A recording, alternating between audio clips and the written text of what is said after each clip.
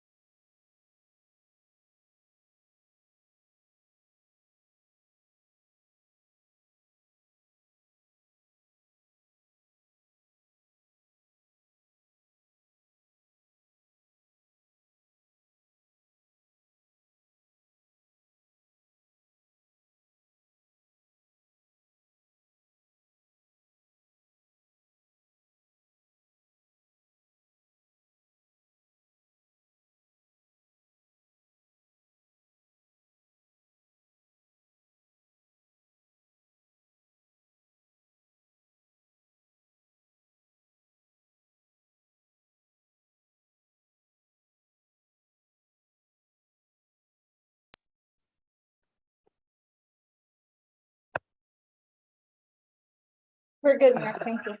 Okay, thank you. Welcome, everybody. My name is Mayor Mike Wickers. This is the Cottonwood Heights City Council work session for Tuesday, May 17th, 2022. Thanks for being here today. So we'll start today with a review of our business meeting agenda.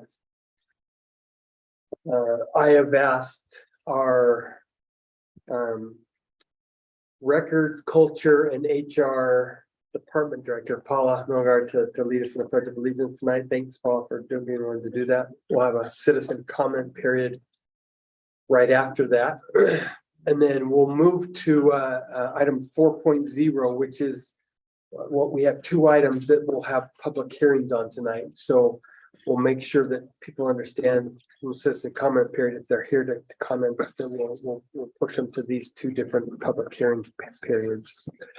The first item, 4.1, is addressing issuance of the city's sales tax revenue bonds, the series 2022. And actually, we're going to have our administrative and fiscal services director, Scott Burgess, go over that with us. Or actually, is that a work session? I mean, a staff report? No, that's not a staff report. So yeah, we'll maybe have you talk about that here Right now? Yeah. Yeah, okay. So this is just the public hearing that's required at any time that we issue debt. Specifically on this, it's related to the $7.5 million sales tax revenue bonds that we are issuing specifically for the Public Works building. The bonds have been authorized by the council at a prior meeting. I believe it was 4 weeks ago, if I remember correctly. And one of the steps required to go through in that process is to have a public hearing. And so this is the public hearing on those bonds to hear input from the public as we move forward, if they have, opinions one way or another, what have you. There's not actually a requirement to do anything else from the city council in terms of, doing whatever you need to do. That's already been done. So you're here to hear the input from the city on their opinions on issuing that bond. Right. We had a good meeting this week with Mark Anderson to go over the options. And there were a couple of cities that issued bonds recently that we actually ended up getting better interest rates than, right? Yes. So I think in a rising interest rate world, I think we feel pretty good about where those are going to end up. So yeah, with the actual rate on the bond, on the bid that we like, if I can get to that page, is 3.37%. So it's actually better than we initially were worried it would be closer to 3.5%. it's not 2%, Scott, but Not it 2%, is yeah. better than it's been historically. And Thank you. I've been having trouble with my 2s and 3s lately. Yeah, yeah. well, we like that reissue. We got it 2%. So yeah. Okay, great. Council, any other questions, comments on this item? Okay.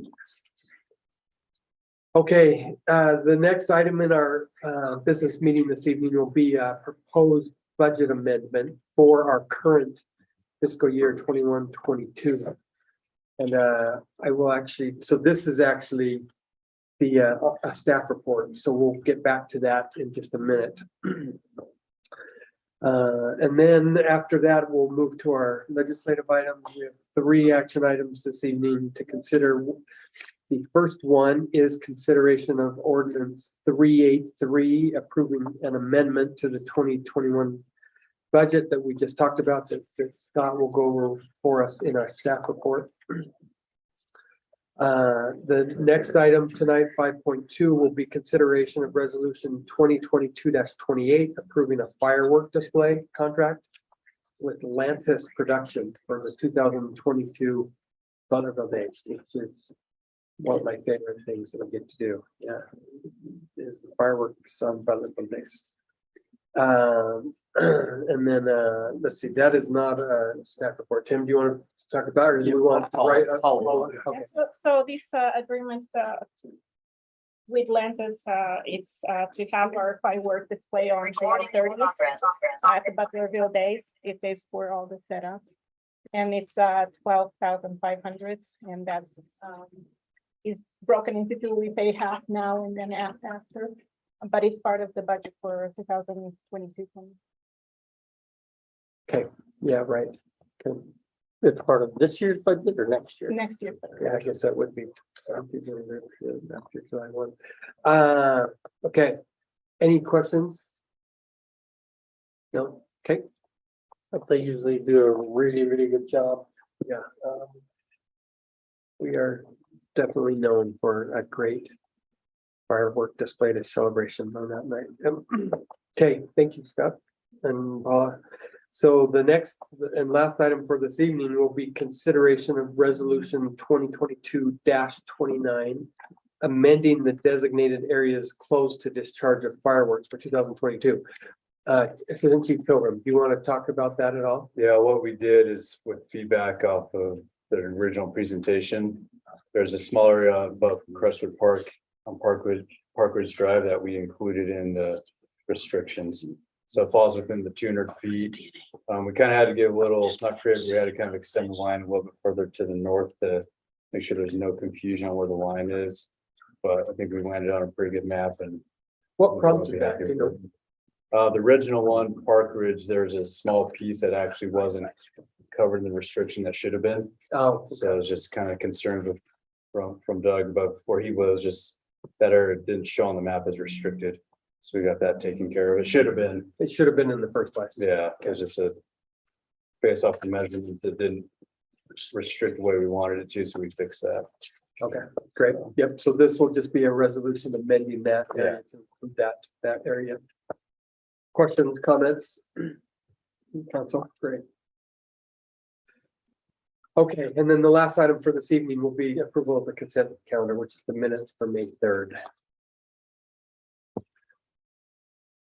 Okay, well, we are excited to have Government Affairs Director for CenturyLink, Max Buckland, right? Hi, Max.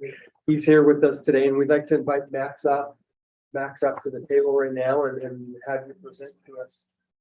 If that works. Thank you. Yeah. How are you? Can we get him set up? Is it all set up? We gave him everything to set up, so hopefully. Are they set up?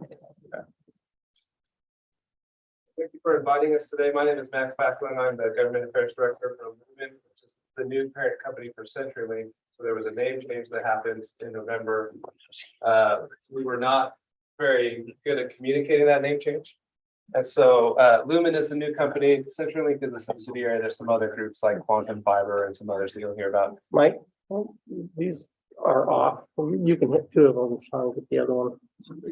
Okay. And this is my colleague, Jim Farr. So Jim will actually be doing the presentation. He's our technical expert. So this is an upgrade from me. He'll be able to give much more detail about Cottonwood City or Cottonwood Heights and the different hills plans that we have. We're just having a little trouble logging in. Yeah, Mike probably is not going to. I believe I got the translation. I can't do it up. Yeah, so let me give you, I'll give you this flashlight. If you want to call it up on PowerPoint. To do that.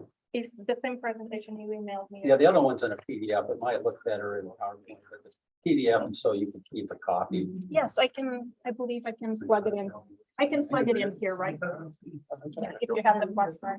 Yeah, let me. I got I was wondering about that. You should know. Yeah. Sorry, just a sec. I gotta get that flashlight out. Oh, yeah. I mean, you can go ahead and follow up the one on your PDF. That'll work. So, but I don't want to waste any more time. Your time is valuable.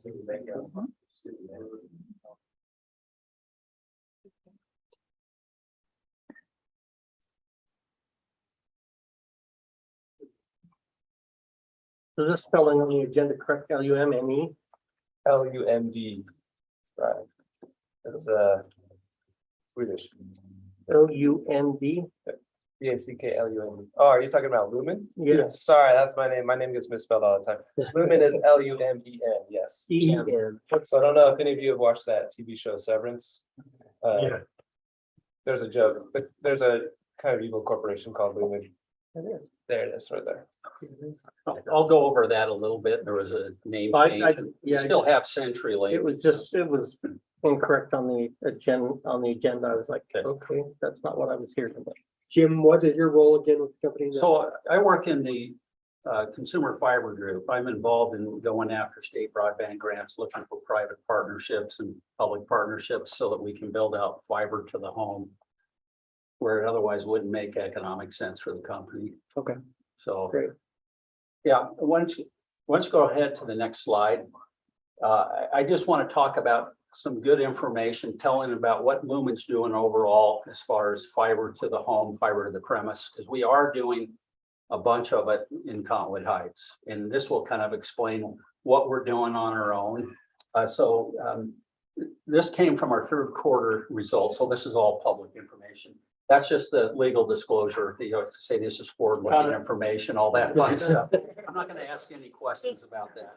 So go ahead. So we are involved in a couple of transactions where we're divesting of some of our assets as a company.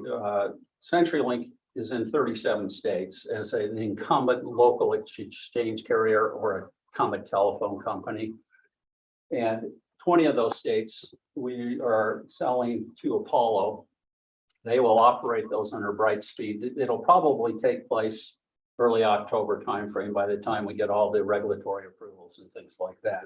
We also some of our assets in Central and South America. So how is this relevant to Cottonwood Heights? There's a lot of money that's net proceeds that are going to come from that. And you want to go to the next slide. Thank you. And so I'll talk about the Quantum Fiber brand. That's what we offer going forward, our residential fiber to the home services. But the company wants to, by the end of this year, be on a build level of 1.5 to 2 million customer locations, residential locations, however you live in units, however you want to call it. We're going to be at a build rate that going forward, that's what we want to be building to. Now, I didn't show this, but in other quarterly reports. So last year we built somewhere between 300,000 to 400,000. So this is quite a huge ramp up. And over the course of several years, we're going to be building about 12 million throughout the 16 states that we're going to have left, and Utah is one of those states. You go ahead and go to the next one. So hopefully under the Lumen name, we still have the CenturyLink brand, and that is for our existing copper DSL type services, fiber to the node services, for our voice services and all the traditional type services. A lot of the existing fiber that was placed, more than a year ago or two, is still marketed under the CenturyLink brand. Eventually, it's going to be moved over to Quantum Fiber. That's our fiber brand. So everything new that we're building today is going to be marketed under Quantum Fiber. And then, of course, under the Lumen brand, that's where our enterprise, our large business, our government education services, that's where we market those types of services. So I hope this kind of puts everything in perspective. I'm mainly going to be talking about a little bit about CenturyLink, but mainly about Quantum Fiber going forward. So Quantum Fiber is consumer. It's small business and consumer. Okay, and then the Lumen would be large part type. Yeah, enterprise, international, government education, all of that would be under that brand. So this is just the website that you would go to for Quantum Fiber. And again, this is the current pricing. Prices are subject to change. They have different promotions, other things going out. But I just wanted to show you what the website looks like. Okay, the next. And you can check availability if you've got Quantum Fiber in your area. It's a little confusing. You might be in an area where you have fiber to the home and it's been there for a while. You still might be marketed under the CenturyLink brand, but eventually everything's going to be moved over to Quantum Fiber. That was a change the company did just over a year ago, and it takes time to transition. But if we're building new fiber to the home locations within Cottonwood Heights, all the new stuff going forward is going to be marketed under Quantum Fiber. Go ahead. So this just shows you the website link. So if you wanted to know what speed you could get from CenturyLink at your address, you'd plug that in and it would tell you. You know. So and a lot of this information, I attached a Word file that has all these links so you can go in and look at them. I just wanted to touch on them on this. I want to spend a lot of time, but you can go in and navigate and see. So if you had somebody say, well, what speed can I get? You would plug in your address and that would tell you what speeds are available.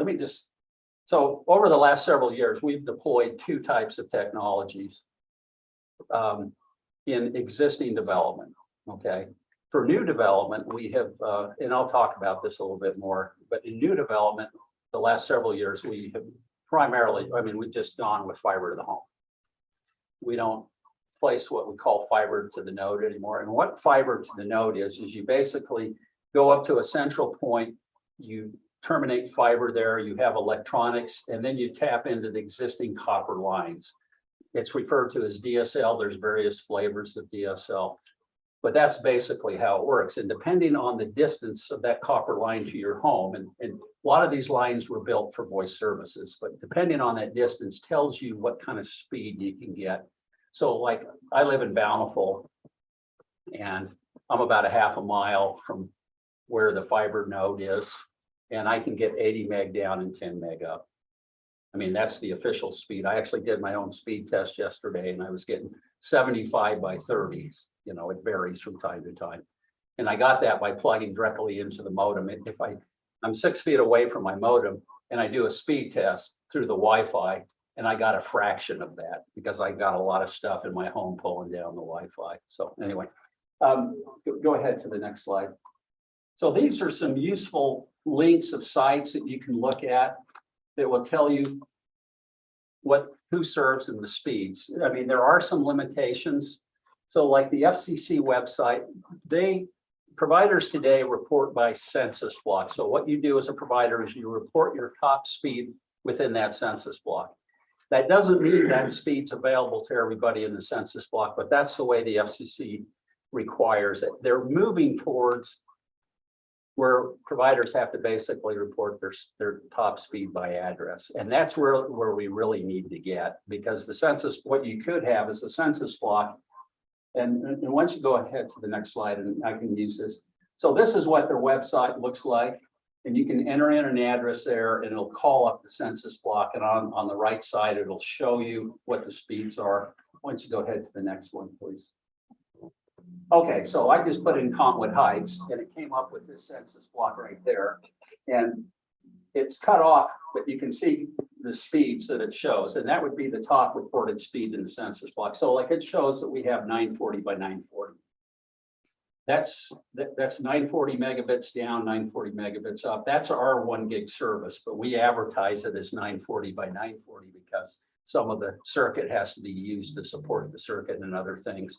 And just to stay. And so I don't know, I didn't look at the details. I don't know if we have fiber to the home throughout the whole census block, or are there only certain locations in there. But what we're required to by the FCC is we report our top speed.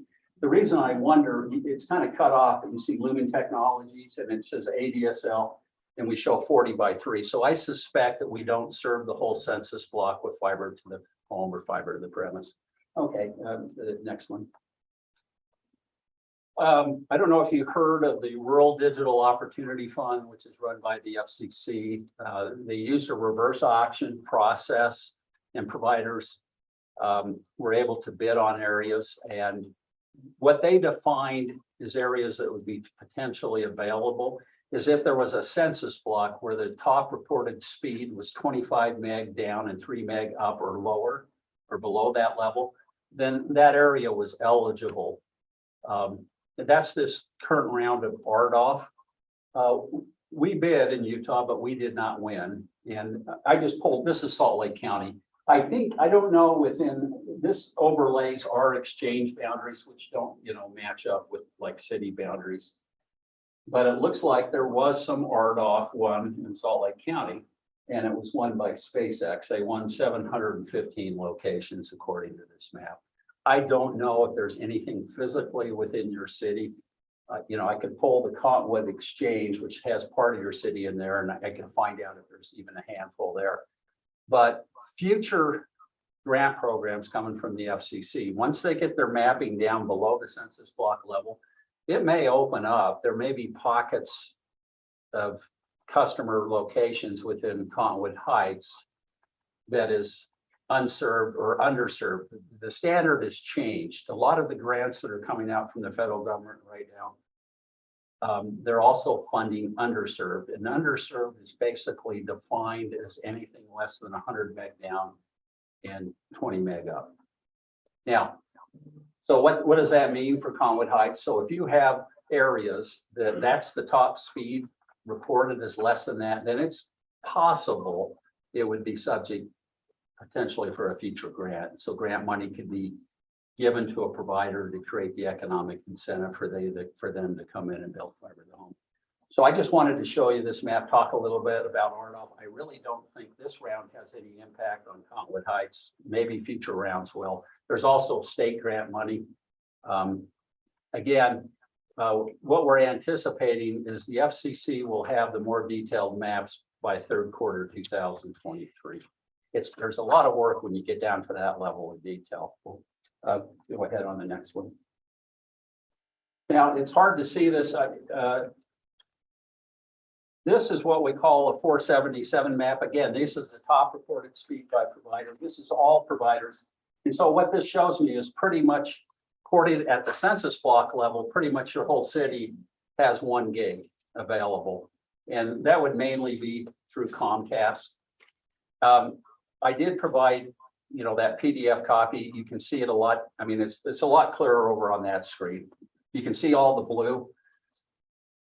And again, that's a census block level. If we had mapping that was below the census block level, you might have pockets that weren't blue. And anyway, go ahead and go to the next one. So this is what we have. This is again based at a census block level. You can see that we do have some blue areas where we've done fiber to the home. Okay, again, this is by census block. If we actually did it by address, it might not be quite as expansive, but So I'm not sure I understand where on that map that you're saying. so the lighter blue, you see that lighter blue? The lighter blue? Yeah. Okay, yeah. If you don't mind, I'm a little confused on this too. So, Huh? for instance, No. this dark blue, what is the dark blue on here? I always. He doesn't have it, but that's probably, looking at that, that's like up a canyon. It's probably unserved. Well, no, this is for instance, this is where I live in purple. So our speed. So is that purple correspond with this? Yes, so the top speed that we have within that census block is in that range, 25, what is it, 25 to 95? 25 to 90. Yeah, So I mean, looking at that map, that looks to me like almost half of the city right now has a fiber to the home option with Quantum/CenturyLink. yeah, I wouldn't say it'd be quite 50%. Again, this is by census block, so like the census block that you mentioned you live in, I don't know, have you looked at what speed you can get from CenturyLink? I'm about to. Yeah, I have. I was just talking to the mayor about it. Yeah, the problem with this type of reporting is you could even have one location in the census block that you can provide a speed. Like I was dealing with one up in near Jackson, Wyoming, and there was 2 1 gig providers. And so that census block didn't qualify for any grants, but we knew that there was a big subdivision in there and we were the only provider and we knew what our speeds were and it was unserved. But that's going to be fixed over time as the maps get more granular. This is public information. I can't give you the real specific stuff that shows our exact locations in this type of, where information can be made public. So if I just may, sorry, I don't mean to take a lot of time on this, but we, over the last few months have been trying to kind of wrap our arms around, who is currently using what level. So just, again, at a glance at this, the burgundy color is wherever it's burgundy is where. It says less than 10 megabits, so that would be unserved. But Well, again, no, I really having trouble with the corresponding colors. Isn't the lavender color here the same as these burgundy colors? I don't know. This lavender 25 to 99? Yeah. So is that sort of, is that what CenturyLink is serving? This right is now? only our speeds based on 477 data. So this is our top speed reported by census block. Now, if you go to the slide that we just came from, that showed all providers. Okay, so every provider and what's driving that is mainly Comcast. Wherever they have cable, they can provide usually 1 gig down and 35 up. And you'd have to ask them the specific. I was at a presentation with them in Farmington City, and the map looked just like that, you know, it's like the whole thing. But they did admit, they says, yeah, there's a few areas we actually don't have cable services into, but we're planning on, you know, building out, is what they told the Farmington City Council. Hey, Jim, if you go back to that other slide, that is Crestwood Park. Is that big kind of a burgundy looking colored thing right there? Yes. And so that makes sense. But then there's, if you go to the other slide, there's a little black island right there, Scott. That's your house. Yeah, that's my house. We've got CenturyLink, but they were able to take 2 in Paramount. They call it pair bonding. Pair So bonding. you have a DSL type technology. Yes, right. And it's not the best, but it's okay. So do you know what speed you get or what they? It's just above slow. I mean, but today, multi-gig is considered. No, it did help to pair those, but the people that live across our lane, across the little lane, they don't have that pair bonding. And I don't know how that works. You probably do, but Yeah, well, you know, the way our network was set up for voice, it depends on what they were served from and where we came in and put fiber nodes in. We aren't really doing that anymore because unless you're really close to a fiber node, so like in my area, Comcast is there and I could get a gig through them. But if CenturyLink was the fastest speed that I could get, in theory, sometime in the future, my area would be considered underserved and somebody could get grant money to come in. So going forward, really not doing a lot to expand fiber to the node. Our efforts are on fiber to the home. I mean, that's a future-proof technology. part of it's cost per, return on investment, type thing, because these small HOAs, when you have 18 homes, difficult, I understand, to make money. But so you're not running any more of the fiber to To the node. copper to the node and then getting it there. This is basically what we have in place, but we are doing overbuilds. We call it, brownfield or market overbuilds on existing areas where it makes economic sense to come in. So Jim, let me give you a little bit of background that might help as you keep going through a couple more slides. So our objective as a city council is to get fiber to the home to as many of our residents as possible. We've had presentations from Google and Utopia so far. And so one of the things that we didn't really know is because your model is different. You use you're not burrowing or micro trenching fiber underground. We don't do micro trenching. You go through right of ways through existing utilities, correct? Yeah, so where it's aerial, that's going to be the lower hanging fruit, right? So you do go underground if needed. We do, well, it mainly in new developments where you have a developer provide trench, then we go in, obviously, if the developer, they have to have an agreement with us if we're going to go in with fiber to the home. But we are doing, it's hard to say, it depends on what the cost per living unit is. And I know some cities allow Google to micro trench. We've tested it. We've just decided not to move in that direction. And I'm sure your utility folks can tell you what the trade-offs are of micro trenching. I'm not sure what we're going to do long term. We currently have about 2.8 million living units, and we're going to get up to 12 million. We're going to be doing a lot of things. But I mean, we're talking 1.5 to 2 million by the end of this year to be on that kind of a build rate. I mean, that's multiples of what we've done. So I don't know how much of Cottonwood Heights will build out, but we have projects underway and we're going to build out a good portion of them. But to say we're going to blanket the city, probably not. So I know the fiber to the home options that we've listened to so far. have a gig option and they also they both offered a 2 gig option. Is that something that would work with your fiber? Let me talk about that. I'll tell you, because we are starting to pull, it's called XGS PON technology. And I'll talk about that. Yeah, Okay. why don't you go ahead and let me show you, sorry. Okay, this is talk, and you can look at this. This just kind of explains the federal grant programs. Again, there could be some areas that pockets of unserved, underserved within Cottonwood Heights to be subject to grants. I won't, I've already touched on some of this. Why don't you go ahead to the next slide? Thank you. This is what we're doing. And so I've already explained some of this. I explained how we're not really doing a lot of fiber to the net. We're not really doing it. There are some technologies. So if you have fiber up to like a multi-development unit and all the inside wires all copper and it's gonna be hard to go fiber to each unit. There are some technologies you can deploy where you can provide 1 gig speeds with fiber up to the complex. Okay, so those kinds of technologies, because of a practical reason, it's just not practical to go fiber to every unit. That'd be too costly. There are some things. So for several years, we have been building fiber to the prem. I think one of the first biggest developments is Daybreak that we did several years ago. A lot, all greenfield developments, we talk to the developers and we're willing to go in. Usually there's not a cost, but if it's a small subdivision, there might be a charge to help aid the construction for us to go in. And oftentimes developers go, no, I got Comcast coming in, I don't care.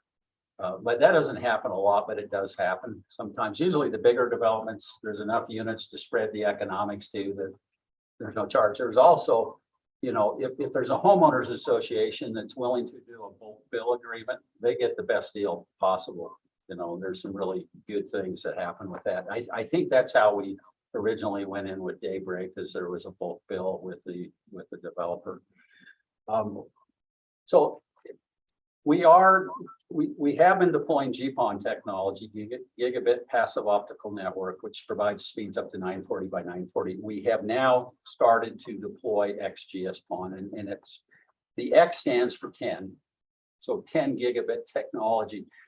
Right out of the chute, we're not immediately offering services at multi-gig, but we're in the process of developing products that, as that becomes more widespread, we will have offerings at multi-gig level for customers, but the technology that we're deploying has that capability.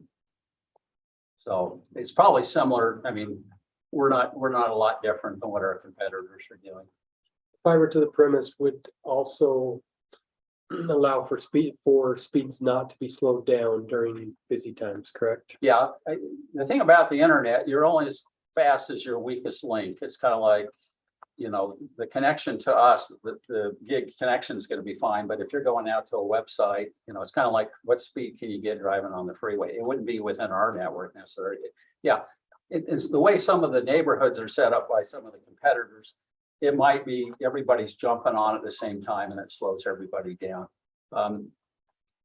You just don't put it in and you never have to worry about it again. You have to monitor traffic and other things and maybe have to add additional capacity on the backbone as needs require.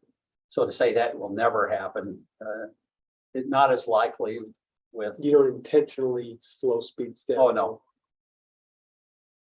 Jim, do you need a shed, so to speak, every so often, like some of the companies we talk to? You do have to have a physical location. Yeah, you have what's called a fiber serving area interface. That's where you put the electronics. So you have fiber coming up to that, and you have fiber going out that eventually goes to the home, as well as you have some equipment at the house. So that'd have to be procured for that. Do you have one of those in Cottonwood Heights? What's that? Do you have a hub type thing? Well, and I'm thinking you're talking about every 400 to 800 living units, you'd have one of those. I can't remember the exact design specifications. So I imagine we have multiple locations within Cottonwood Heights. The nodes don't, do the nodes provide that type of ability for you to change that over to fiber on the other end? No, because there's different electronics. So when we come fiber to the home, basically all the electronics for DSL fiber to the node, you can't use that. I don't know if I think you probably, because you can't just automatically turn it down and reuse the cabinet, So you'd probably put in a completely new cabinet before you took out the fiber to the node.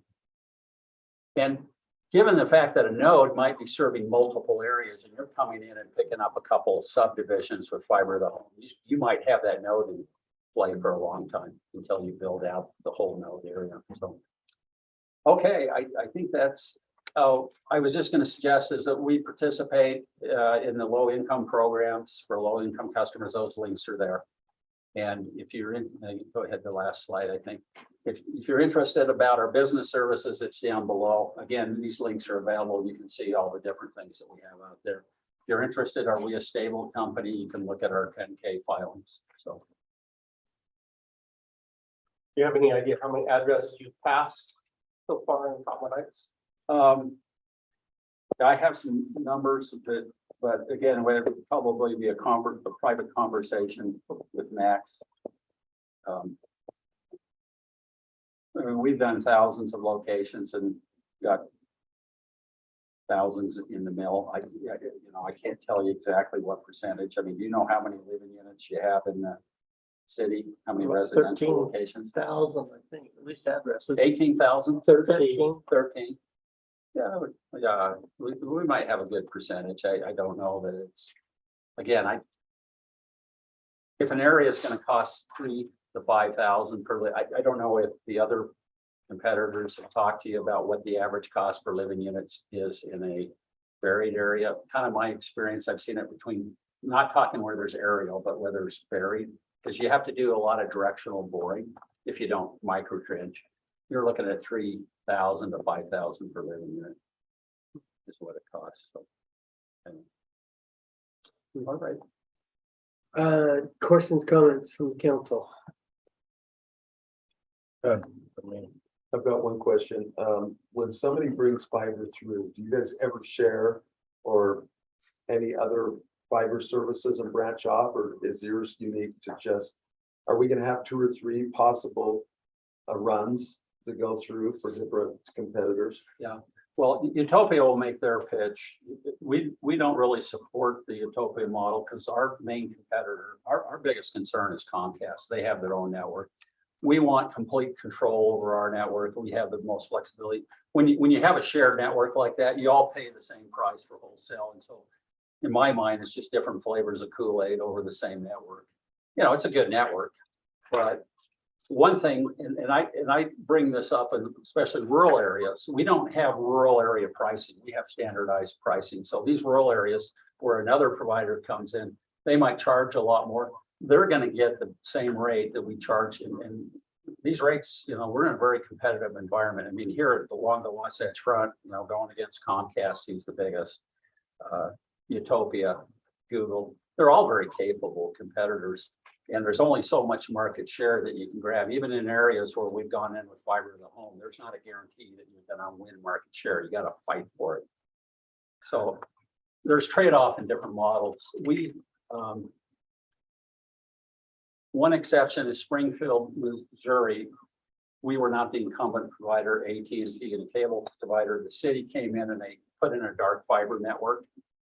And we are leasing dark fiber there, but that's the one exception. But that's, you know, 30, 40,000 living units. So it's big. I've had people in some rural areas that have 300 or 400 living units, and we're like, you know, it's too much work to lease dark fiber to do that. So yes, our preference is we have more control. We have more flexibility in our marketing and other things that we own and control the network. So we didn't spend a whole lot of time on the pricing model, but do you supply a router for that cost? You have to buy one, do you supply one? So with the quantum fiber, you saw it was advertised at $65. So that includes the optical network, terminal, and the gateway, but the router, you can plug directly into it. But if you want Wi-Fi, which most people do, you have 2 choices. You can get that from us, or you can go out and get a Wi-Fi modem. So that is extra.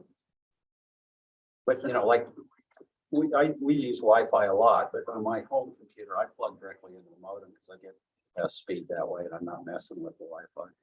But yeah, that's the current offering. They have different offerings. Sometimes free modems and other things. It just varies. I just was looking at the website, in the last couple of days. And is that, okay, and that's, and we were talking about speed, is the data unlimited? Yeah. Okay, You say yours is around 50? A month? Well, 65. 65 is what that Oh, shows. 65, so everybody's around 65, 70 for one. right? So does that mean my $45 a month CenturyLink service is gonna go up to $65 a month once Well, Lumen taking what, over? what speed? No. It was a name change. We're still the same CEO. My concern is that there's people in the community who really value the high speeds and we had a presenter in here and he said they had 100 connections in his house. It was unfathomable to me. But anyway, I'm concerned that people who, it means a lot to have, like if somebody's on CenturyLink for $45 a month and suddenly their bill is 65, that's a big jump for people on a limited income. And so, for me, as the city council, I'm concerned, I want to make sure that in another so many years from now, we don't kind of force that everybody is having to get on board with a more, significantly more expensive, service, have Wi-Fi in their home. I mean, I don't use a modem, I use Wi-Fi, but here and there, but and find it sufficient for, a medium to low level need. So can you speak to that? Like what, I mean, you mentioned the rural service and providing without. It's just standardized rates in the role, but I also talked about the low income program. So there's people that would qualify. The ACP program provides a $30 a month benefit, and then if they use Lifeline, they get another $9.95. So that if they qualify for those programs. And at what level do you qualify for that? Well, it's a certain percentage of poverty and other things. If you go to you can look at an FCC website, it'll give you the criteria, but you can go to our website on that link and you can see more information about it. I mean, the customer has to be qualified, through the program. We don't necessarily qualify them. It's not a self-certification type thing, but there are some things for low income. The other thing is that you do have a competitive market. I mean, I didn't show, but you do have some, Comcast is a really tough competitor. So if we come in there and start increasing our rates on our copper DSL service, we continue to lose customers. So that's why we moved to fiber, because we can be the most competitive against Comcast. so I think one of the questions might be, sorry, Scott, as you continue to build fiber to the home, will people still have the DSL option that live in those areas? Eventually, I mean, initially, probably yes, but you can imagine we're having to maintain two networks. And there's a copper retirement process that we'll go through, because really to get the full benefits, if we're going to make significant investment. But our lowest offering for 200 meg was $50. So it's close to the 45. And I don't know what speed you get for 45. I get 80 meg by 10, but for $5 more under that fiber, if I had fiber there, I could get a $50 for 200 meg, and that's 200 meg up and 200 meg down. That's a pretty fast speed. So, I mean, it's a competitive marketplace, and we're having to come up with different offers and things all the time. We're trying different tactics to sign up customers, because, we're making a significant investment. And if we can't sign up customers, it's not helping us. For us to stay on this type of a build, we've got to be able to start winning in the marketplace. Or somehow they're going to say, yeah, we got to change the plan. Sorry, it's not working. So Scott, do you have something? Well, I was just gonna say, I mean, the change you're talking about, Ellen, is also a technology change. You're moving from a fiber to the node to fiber to the home. And, as you said, if you have a $50, 200 megabit speed, that's going to be, that's in that same ballpark. Yeah. Yeah, until the copper wears out, or gets yanked out of the ground, or hung on a fence. That's where mine is right now. Well, I think that was very informative. Anybody else, any other last questions? Can you get it done by next month? We'll get some shovels. and Yeah, we'll- yeah. We do have a lot of our residents that are very interested in getting these speeds. And so that's why it's really a top priority. Yeah, I can appreciate that. It's going to become a utility that's as important as power. Yeah, if not already. Well, Jim and Max, thank you. Thank We you. appreciate your time and it was very informative, so thank you. Thank you. Okay, so we will now move to our staff reports. So first, our first staff report will be a council budget discussion. And I'm gonna have our city manager, Tim Tinky, start us off with this 4A. So where we're at in the process, you're all aware, we've adopted the tentative budget at the last meeting. Tonight, we will have a public hearing. We have discussion tonight on the budget, which I'm going to go through a few things related to that. And then if there's other things the council want to address, we can do that.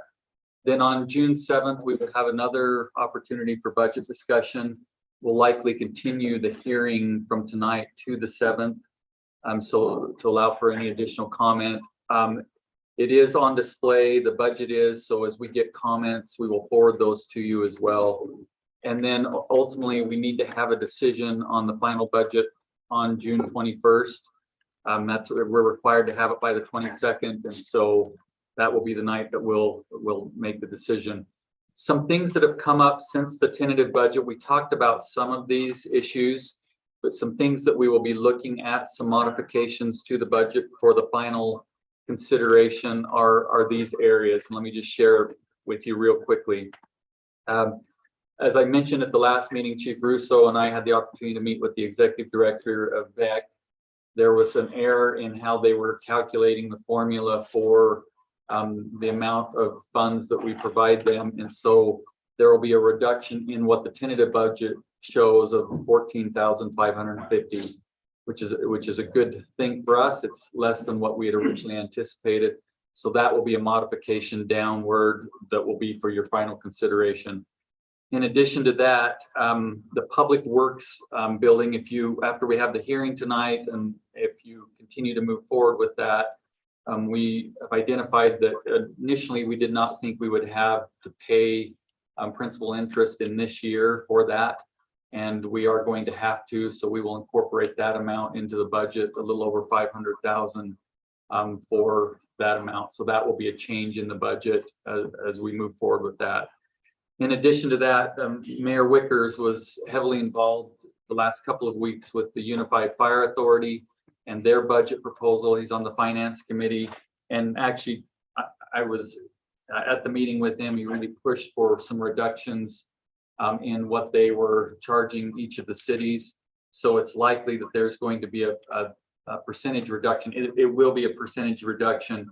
We don't have that final number yet, but we will get that as they provide that information. I don't know if you have anything else to share on that, but that is a change that will be a savings for us from what originally was proposed with UFA.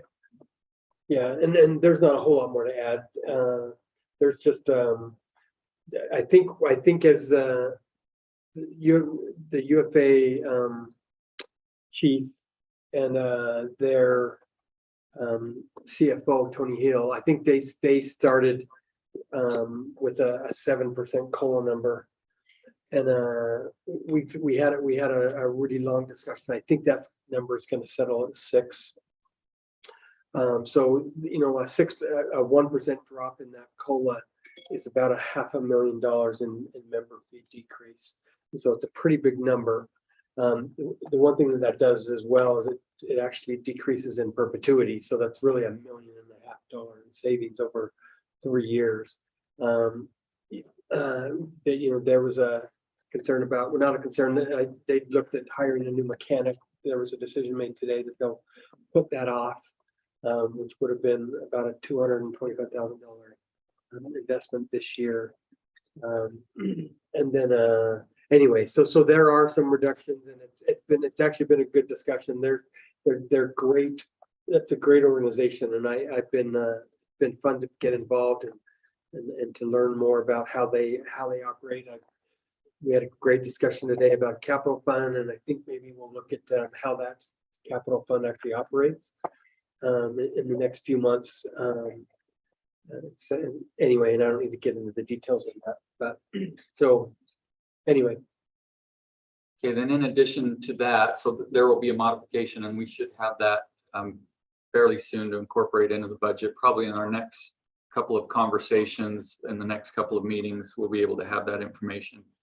Then in addition to that, there's a proposal the mayor talked with me about. CWC, Central Wasatch Commission, is looking at a traffic study for the canyon areas. And so they're requesting participating entities that are impacted by that. So we're going to be looking at, for your consideration, incorporating a $15,000 cost to contribute to that study. It's something that would be good for us to be a part of. You can address that as well, but because it has such impacts on the traffic on our community, and it would be something to be definitely involved and at the table with and have some funding for that. What is the new twist, or what do they hope to glean So- from an additional study? So let me tell you kind of where they are. So this is a transportation committee within CWC. It's chaired right now by Mayor Knoop at Brighton. And there's myself and one other individual on this committee. What Mayor Knoop is really trying to do is to get out in front before UDOT comes in and does what they did in Little Cottonwood Canyon. So he wants to, he's proposed, we actually had a meeting with UDOT and said, if we want to propose what we think are going to be the best solutions, which are a lot of busing enhancements, kind of what's looking at Little Cottonwood Canyon. He said, how can we get the process started rather than waiting and then you guys all come in and say, hey, we're gonna do this and do a big study. And UDOT mentioned, well, the first thing you need to do is a transportation study. We can't pay for it, we can't dictate it, so you would have to raise the funds for it. So that's why I think we're gonna participate. We obviously have a big interest in that, so we're gonna Brighton itself, I think, is going to contribute close to 100,000, or obviously a much smaller amount. But I think they actually have a bigger interest in it. Does it align with the statement they made last spring? I'm trying to remember the name of it. It had kind of a clever name, and it came out as a statement from the CWC related to transit. And I believe it talked about the micro hub Yes, system idea. Is that aligning? Yes. Mayor? yes, Yeah, yes. that The whole purpose is to kind of get out in front of this in that canyon, because that's obviously going to have, there's similar issues, not exactly. My question is, we're looking at a traffic study just right there at the mouth. The Fort Union, that area is there part of that needs to go into that. I don't, if it's going to delay the one that we were looking at too long, then I guess do we do both, or is there some credit we get for kind of researching that same area twice? This would probably not overlap much. So we're talking that this study would start at literally Fort Union and the mouth of the canyon all the way up to the top. And so, there might be a teeny bit of overlap, but probably not a lot. so this, just so I understand, so this study, is it strictly for Big Cottonwood Canyon? Yes. I see. So actually that's quite different than this statement I'm thinking of that they made, because it was more about the importance of letting people get on transit closer to where they live, as opposed to strictly dealing with transit inside Big Cottonwood Canyon. So this study they're asking us to participate in is how to reduce. It's Is the it first based thing on the that- gravel It's pit? the first thing that we would have to do to then come to UDOT with our own proposals instead of having UDOT come to us with some proposals. So it's really if that makes sense. completely unrelated to the Little Cottonwood Canyon. Yes. Yeah, yes. 100% Completely unrelated. unrelated. I'm glad we brought this up. I recently spoke to a resident that lives up Big Cottonwood Canyon. He says, what we're worried about up there is all the focus right now has primarily been on Little Cottonwood Canyon. Obviously, whatever they do in Little Cottonwood Canyon is going to directly affect Big Cottonwood Canyon. Yeah. And because of Big Cottonwood, the dynamics of the two canyons are very, very different. As far as the narrowness and different things of Little Cottonwood Canyon, but they are afraid that they're going to be forgotten about. And so I'm glad we're talking about this, because it's truly gateway from Cottonwood Heights. Little Cottonwood is too, but it's the very south end of but of course Wasatch, that you want to widen all the time, is no, but Wasatch is in our city. Wasatch, Big Cottonwood Canyon. Those are our two primary, I think, attractions. Yeah. Other than Sandy driving through our city. Yeah. But that is a primary concern of Big Cottonwood Canyon. Well, and just to piggyback, it's important that we brought on the table that a big concern to many people is, as we try to solve Little Cottonwood Canyon, and there's additional tolling and restrictions perhaps on single occupancy and whatever we may come up with to incentivize people to carpool and ride the kind of transit that UDOT as currently there are two preferences, of course, either a build out of a gondola or a build out of the lanes in Little Cottonwood Canyon. You do too much, and that's going to, in essence, incentivize everybody to just head into Big Cottonwood Canyon, which of course is already overwhelmed. So it is a real necessary thing to married together, not so separate, because one will affect the other greatly. right, especially a project that arguably could bounce up to $1 billion by the time the reality of building something in Little Cottonwood Canyon. Just like So where do you have money left to do much of anything else? So that sounds like they're okay. Thank you for clarifying that. Yeah, absolutely. And then the last issue, as far as what I have, is since we met last time, we've had a couple of meetings with the Benefits and Compensation Committee, talking about compensation, talking about cost of living and the merit amounts. Right now, we had talked about, and what is in the tentative budget is the 7% COLA, and then the average or the merit component. What we have also talked about is that can change, and that we need to have conversations about it.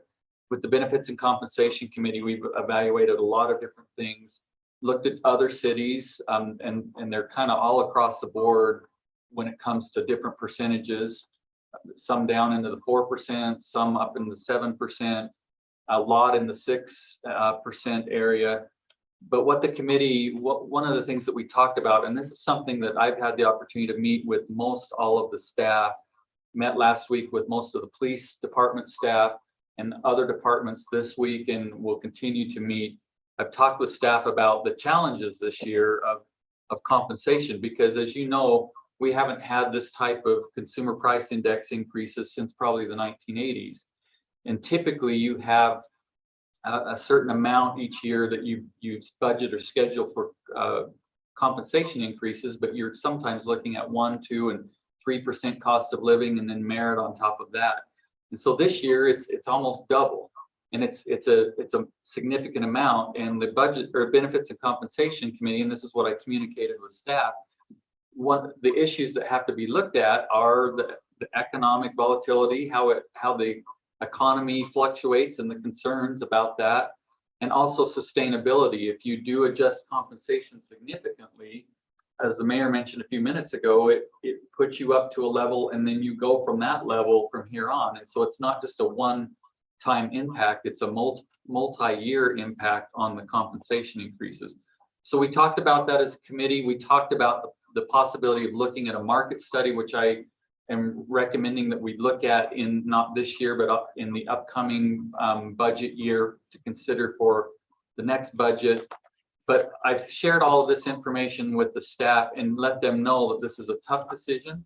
It's not easy to think about with all of these increases and the amounts of these increases, and also let them know that it's something the council may adjust as we have a conversation tonight or over the next couple of weeks. So that's a little bit of the background related to that. Mayor obviously said that UFA is looking at the 6%. And so it would be nice to be able to have a conversation about the compensation diet and kind of get some direction. If we need to wait and have it over the next couple of meetings, that's fine as well. But these are the issues that we need to firm up, the ones that I just presented to you, as well as the compensation prior to our adoption of the budget. On June 20 or June 10th, most likely we should have the levy rate finalized at that point, so we'll be ready for the 21st. But these items we're planning on changing, but we do need some direction and conversation about the compensation issues. Tim, is that that date fixed where we have that? Because that's a little concern on the dates, just for. Yeah, certified rate. Certified, Or about. yeah, certified rate will probably not come before the 10th, but on or about the 10th is when we get that. We don't really control that. We get that. The reason I ask is just the timing Yeah. of things, and so we'll be in communication on Yeah. that either way. Definitely. So I, to add what Tim said, I would probably not be in favor of a COLA less than UFA. And so, I feel like if, UFA is part of Cottonwood Heights, I probably wouldn't feel comfortable doing anything less than 6 at this point. And I'll add a little bit to what Tim said with staff. This council loves our staff. They're incredibly important to us, from department heads to every employee within. We do have as a council a fiduciary responsibility. And that oversight responsibility means that, we're answering to the people who elected us and to make sound financial decisions. And so it's not, we want staff to be ahead of inflation and to make as much as they can, but I'll just emphasize that it's a hard, we also have to be fiscally responsible. And so, and we're in a very unique environment, obviously, with inflation. So anyway, I'll leave that up for more discussion if you all want to add in. And the other side of the coin is we are in a very competitive environment, and we have good people. And how do you keep good people? You have to compensate them and reward them accordingly. That's my number one concern. I'm also concerned about internal culture and what happens based on, not receiving that 70%. And considering that,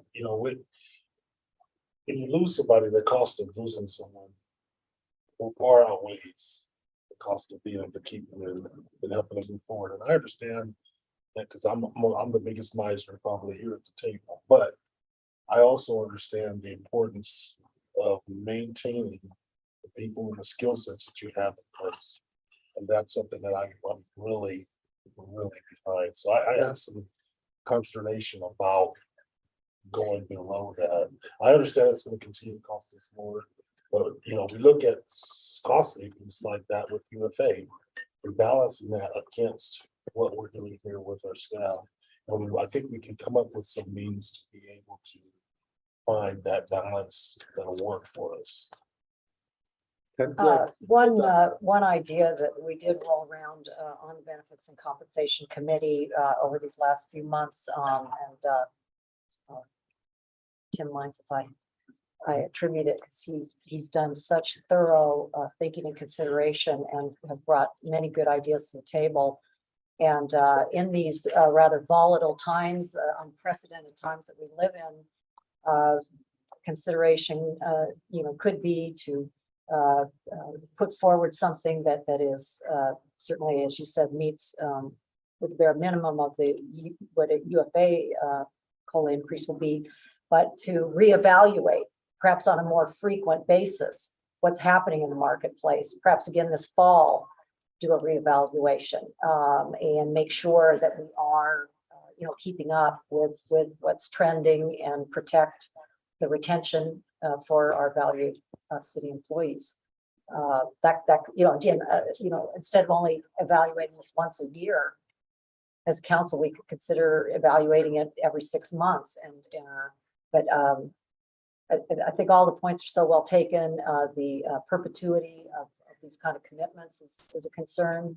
But am I hearing you say, Councilor, that you're interested in a minimum of 6 or 7, obviously 7%, or is 6% in your view not acceptable? No, I just want to make sure really, I don't want to see that, but I just want to make sure we've gone through everything thoroughly to make sure that that is a decision we have to make.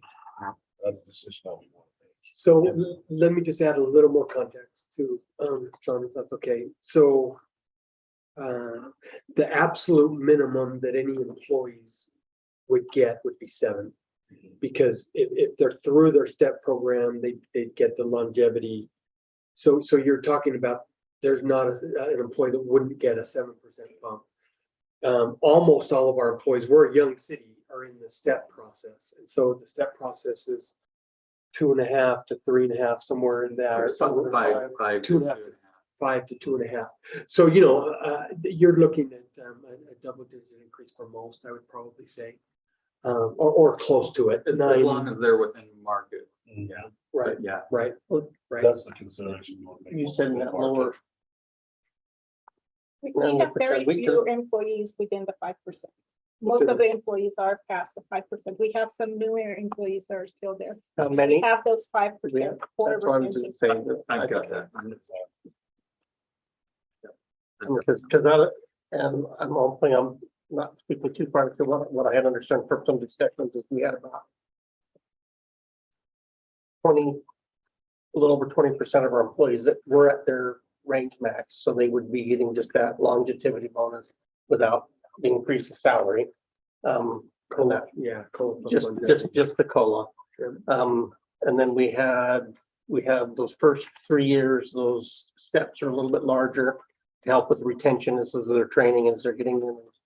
And that was another 20 to 25%. Yeah, so we have 12 employees in the 5% range, 17 employees. Is that all? Okay, that's a small number. That's fine. 17 employees in the 3.75, 14, 2.5%, and then 21 that have reached their max, and it would just be a longevity bonus. And most of those are within the police. Okay. That's a little more spread out than I was remembering, so thanks for. Okay. Doug, any thoughts? I concur with what everything's been said. I think that, like you say, there is the fiduciary responsibility and there's retention, which is important to try to, anybody knows that when you lose somebody, there's that void there for a while and then you just re-up that. I don't think we've seen inflation like this since what, the 80s? Yeah. And so it's been a while. Some of the people in our staff don't even remember that because they weren't born. Mike, nobody's looking at you, Mike. But I remember very well, but I don't know that inflation is done at all yet. That's what worries me. Every project we put out there is either going to be greatly cut back or have to be looked at, even on Anzac Park. It's very discouraging what's going on right now. Well, and that goes to the argument of possibly taking another stab at this in October or November as we do an adjustment going forward. Because, yeah, sometimes you just don't know. Can we do that though, that we're in a fiscal situation with? We can adjust the budget whenever we want. You can, one of the things, Scott just had a heart stroke. what, as far as it being, what we had talked a little bit about is doing the market study through the fall and winter in preparation of the budget next So year, mainly be preparatory is what you're saying. preparatory for the next year Right, budget. but it wouldn't really change that yearly fiscal year. We could. We could. If we're way out of market, as we Right. find that out in January. I think that's a good thing to probably do every year is to look at that, see if it changes. This year is probably more volatile than any of the years before this previously. You recall last year we had a significant market change. It showed up on us and we made the adjustment, which was the right thing to do. Well, So, in October, yeah. so it just think, as far as changing the budget or amending it, the auditor, whoever likes us to do quarterly adjustments, but when it comes to those type of adjustments, that's our. I think that's a good thing to do to keep that take a look at that. Yeah. I think we can't get caught in that trap of rigidity, and we have to maintain some semblance of flexibility. And that will take care of our fiscal responsibilities and also the people responsibilities. And being able to pivot, and coming up with the mechanisms in which we can pivot, I think is gonna be critical to making sure that we do the right things as we move along. So I can, taking a look at the budget along the way as we keep going, making sure that we're doing the right things, because we don't know what's gonna happen, we can. But we also don't want any disparate actions taking place that impact our staff and our community. And making that. I think that market study that Tim talked about, will, I think it's probably time to do one. A full study in the next year, like he mentioned, and then we make sure that people are being taken care of. Yeah, how they should. So I think, do we want to hold off? We don't have to make a decision. We can keep the placeholder where it is. We can put in 6. I think we're at least a consensus that. Well, 6 another suggestion I made to Tim, which is or 7. a little complex, and I don't know how much this freaks out the staff, so if it does, then forgive me, just I'm babbling on. Was the other part, I mean, if we do all the merits on the schedule and the amounts that currently are, it's X percentage. I had suggested another way to do merits, and maybe be doing a proportion of those. I mean, they're designed to kind of keep people in there, but that would be it doesn't have to all be strictly COLA. You could do some adjustments merit wise. That would be the other way to. Anyway, that's just, I'm not saying that because I hate people. I'm just, that's where I got taught that sometimes you ask or say the hard things just because maybe that's a different way to possibly deal with that. I do have heartburn with that. Okay, well, that's fine. So, I mean, one of the big things, I mean, with the benefit or with the merit schedule, it's built to hopefully retain those, especially on the front end, that there's more of the likelihood that we may lose. And if we adjust that to an extent, to me, it can cause some issues with that. COLA is a little bit more year to year, one time looking at that, and I would feel more comfortable with that. That's my personal opinion. Hey, Tim, in the years that we've done this early front load, we'll call it, for the new employees, what has the retention been on that? Is that working? Is that formula working?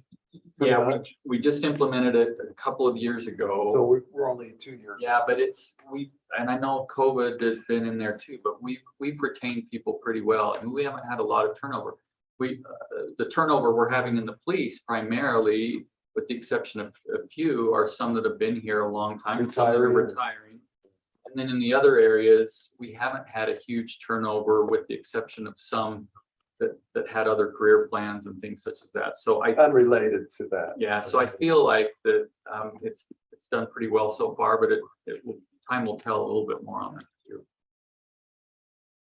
I understand there's a thing with in Whitford, the Wasatch Front Waste and Recycling that I saw on the board. We've needed to adjust the base drivers pay.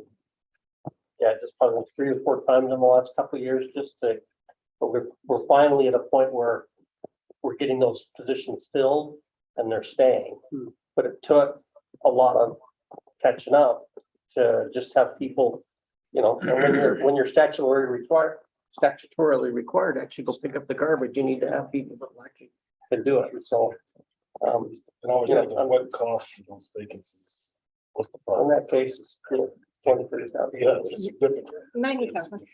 Yeah, and that's what I get concerned. Yeah, with, no, because the front end looks good. but I the can back respect Tim's opinion, but sometimes I'll ask questions. And I know Tim has done market studies. I know we've done a couple market studies already. Well, I'll tell you, let's maybe move on. I'm gonna just end with this point. I brought this up in some of our UFA meetings.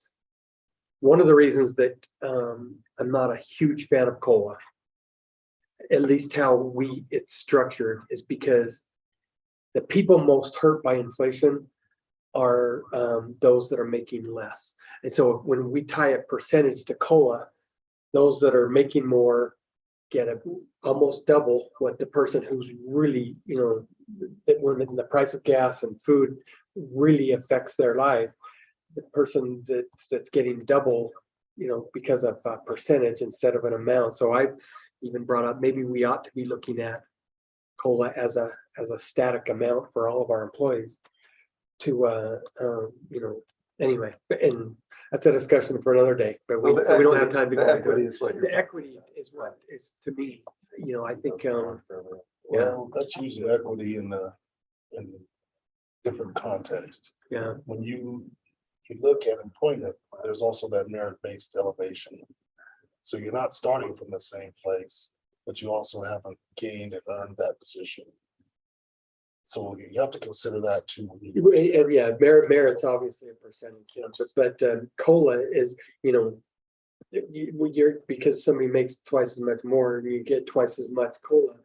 Gas didn't go up double for them, it's the Yeah, I same for the That's what lower. I was referring to. Food didn't go double up unless, anyway, so that's my concern is that some people, some staff, lower paid staff are getting affected a lot more than others. So anyway, but let's move on.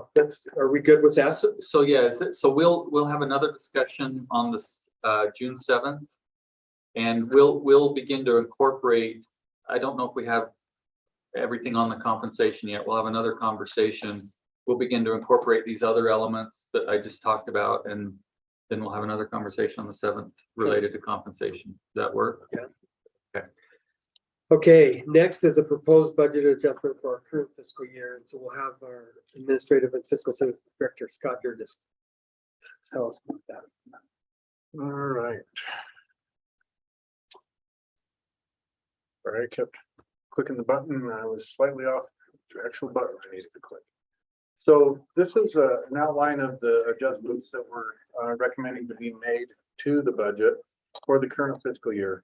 The first item here, and it's organized by fund, so I'm doing the general fund first, and then there's a couple of adjustments in the capital improvements fund. So, but is the sale of the K9 to our former officer handler for $10,500, and this was talked about in our last meeting for $10,500. So we would recognize that money coming in, and as well as a new expense going out to replace that animal. Item number 2 is sale of a police vehicle, a 2016 Dodge Charger, and they want to utilize the funds here to purchase some additional line vehicles. Some of the vehicles that are planned to be turned back to Ken Garf, we can still get a good deal on those to retain them in our fleet and things. So that would be utilized for that.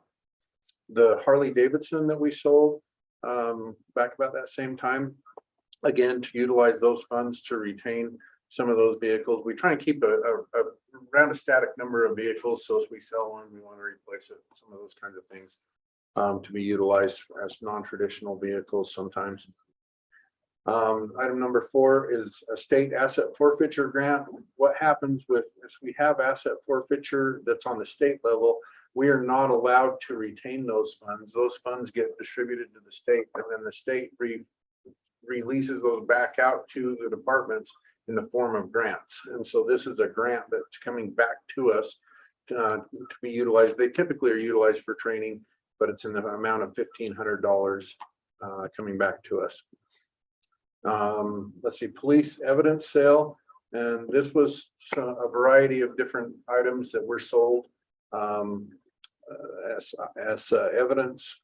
We got about $8,000 from that. It was actually combined with some IT items. But the items that were related to police is about $8,000, and they want to utilize some of this to purchase again, to put with some of the funds above to purchase some of the line vehicles that we would retain.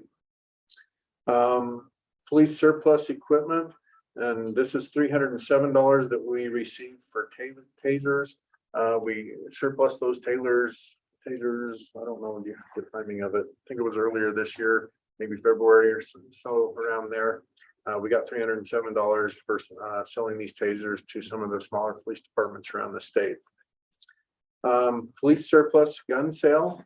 So we had some evidence guns that what we do with these guns is we sell them to a reputable licensed gun dealer, and then they then sell them to whoever is interested in buying them. So that we make sure that they go through the correct process as they're put back into circulation.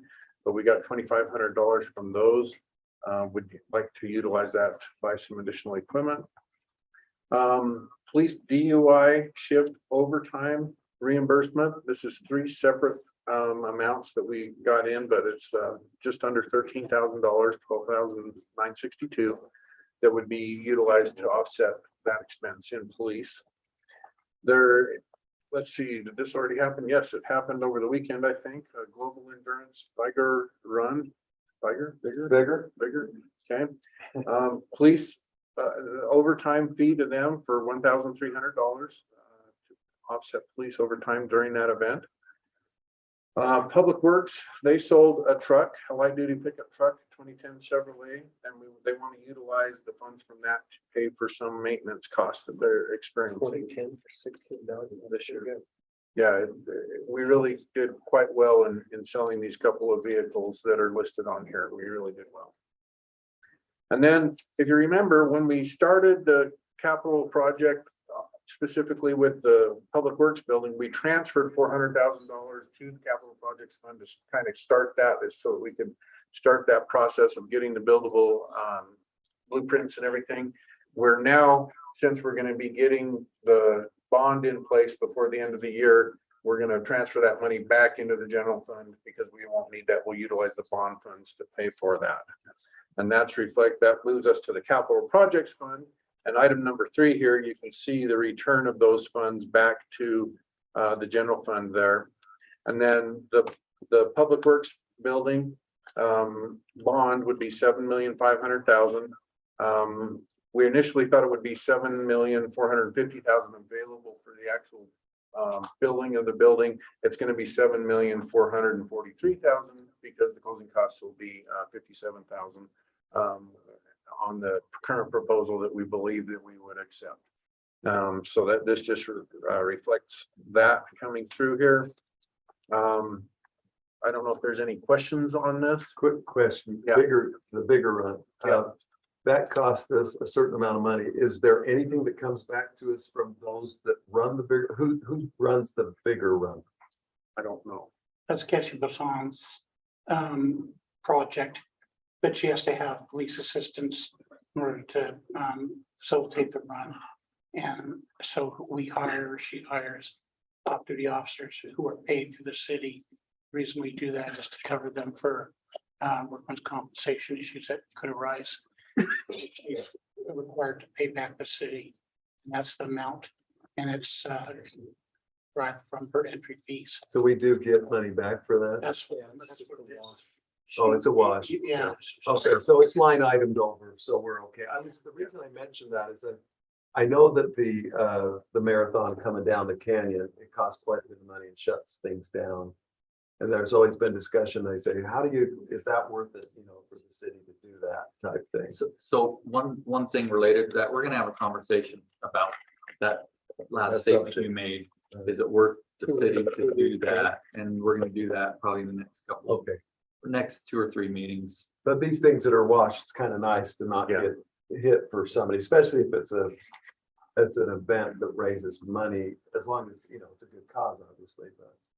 Yeah, and all these items that we've had listed here, Yeah, they're just income zeroed out, comes in basically. and Yeah. expense goes out. There's no additional cost to city funds, traditional city But I funds. think the marathon would be a different situation. Yes. So, any other questions? No, I think council, we're good. Okay, thanks, Scott. So our last item, and we'll take about 40 minutes for this, and so we got a good amount of time, but then we're appreciative for Ellen. We're going to go over as a council the questions within the Y2A survey. And so let me have Tim start with that, and then we'll go from there. Okay, Paul, will you bring up the survey? Yes, sir.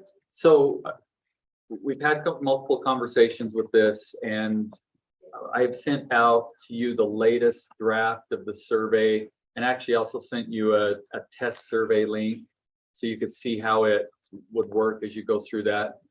This is what the survey is where we're at right now. Councilmember Burrell had some additional input, and we'll have her go through some of the issues that she wanted to talk about. we've included in the packet that last survey draft that is in place. And then also the comments that Councilmember Burrell had. This survey right here, this that you see up on the screen, the areas that are highlighted in green, that's not in your packet. These are the areas where we have historic questions that we've asked multiple times in surveys. So you can see that. Ellen, this also has the numbers, and this is the same information that we have. We also have, the council members have hard copies with numbered pages. You'd indicated you wanted to kind of hit pages rather than each question. So anyway, this is what you have. This is where we're at today. We would like to get this finalized. We'd love this to be the last discussion. It's obviously the council's decision on that, because we would like to get the survey out and administered as soon as we can. So that's my introduction, Mayor. I Okay, don't have any. great. Well, we can, Ellen, do you want to take over? Do you mind if I, you know, Yeah. because I don't know that anybody, at least no one came back to me with any specific concerns, so maybe I can try to get through this as quickly as possible, because, you know, there's many great things about this survey, so I certainly don't want anyone to think that I am not. I'm very enthused about this survey, and I just want to make sure that it's as effective. We all understand the need for continuity so that we can measure the trends, but we know that many of the challenges today in these times are quite different than they were even 7 and 10 years ago.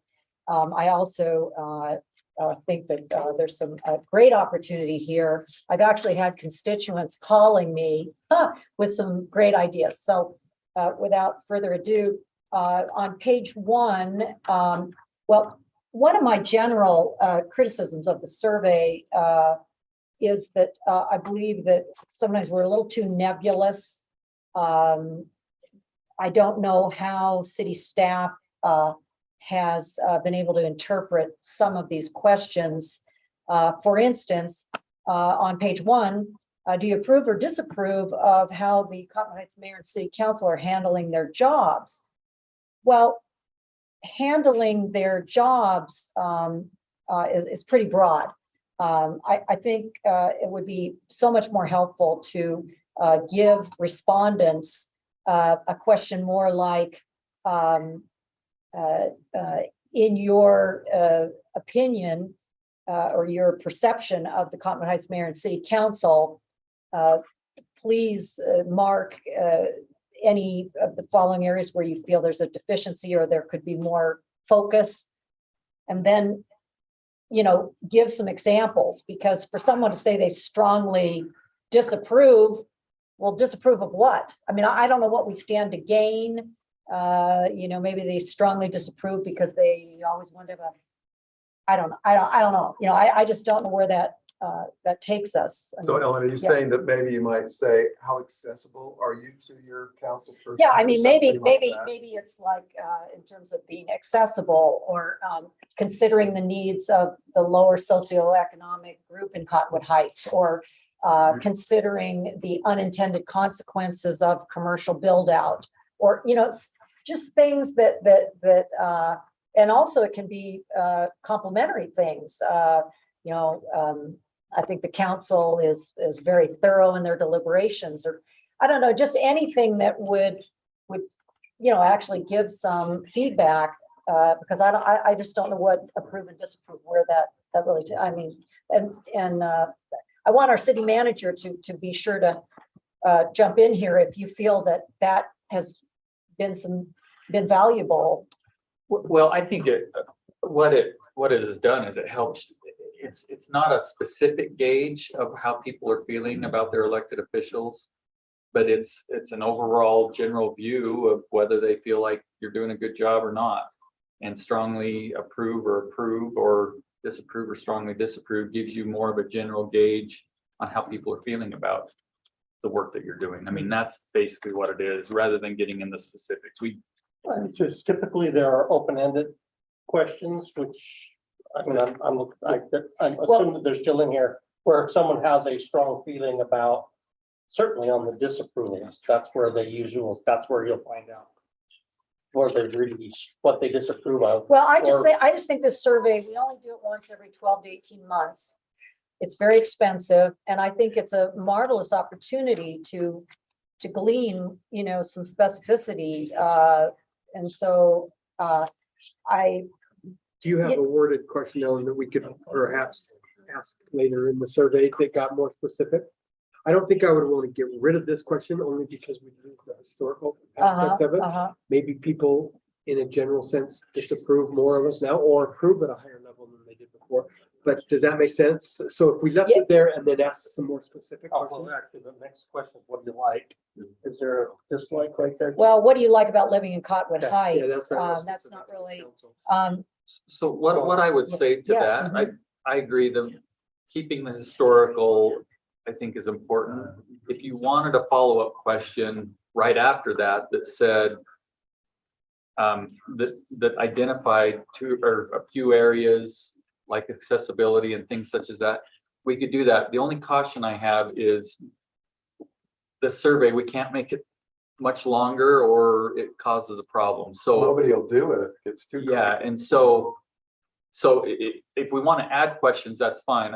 But tonight, as we look at this, we've got to be really selective in what questions we really want I think to it'd add. be appropriate to add one after that. Well, you could even change, because the one before that is open-ended. What do you like most or least, or, why did you give that answer? And then that one's a little redundant to, I mean, not really, I guess. Maybe it's the general overall feeling of the city government, you know what I mean? Because I wonder if you took a poll, how many people would know exactly who their district? exactly. I mean, it's All right, kind of an let's- opportunity. Well, when we get further into this, you'll see that I have some, well, and I hope that you all read some of the things I've been sending, because I did try to give examples of how to get more into the meat of what's in the mind. Because sometimes we make these assumptions. Well, again, If you want, though, I can working with Kyrene on crafting a follow-up question to that to understand a little bit more of the specifics on it. If Yeah. you want to do that, Yeah, let's do one right We've now. asked the most important issues that very easily be part of your biggest concern. You could reword that from issues to concern, that may catch the both the positive and the. Ellen, we talked Yes. about this before. Yes. I think he was here. You have to be careful when you craft questions, so that you can pull out the back end data.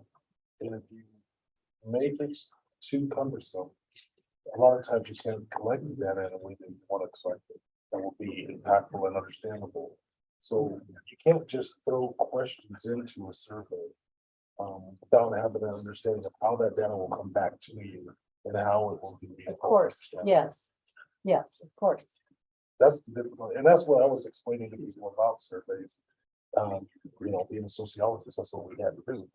And we learned that, the data that goes in has to be discernible on the back end. Right, but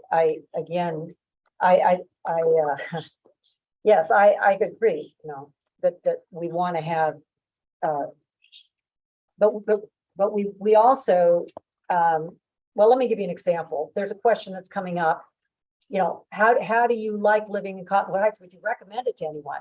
Well, my analogy to that is like, do you think your sailboat is good looking? Like, nobody's probably going to say, oh, I think it's the ugliest thing ever, because they know they have to resell it one day and it's where they live.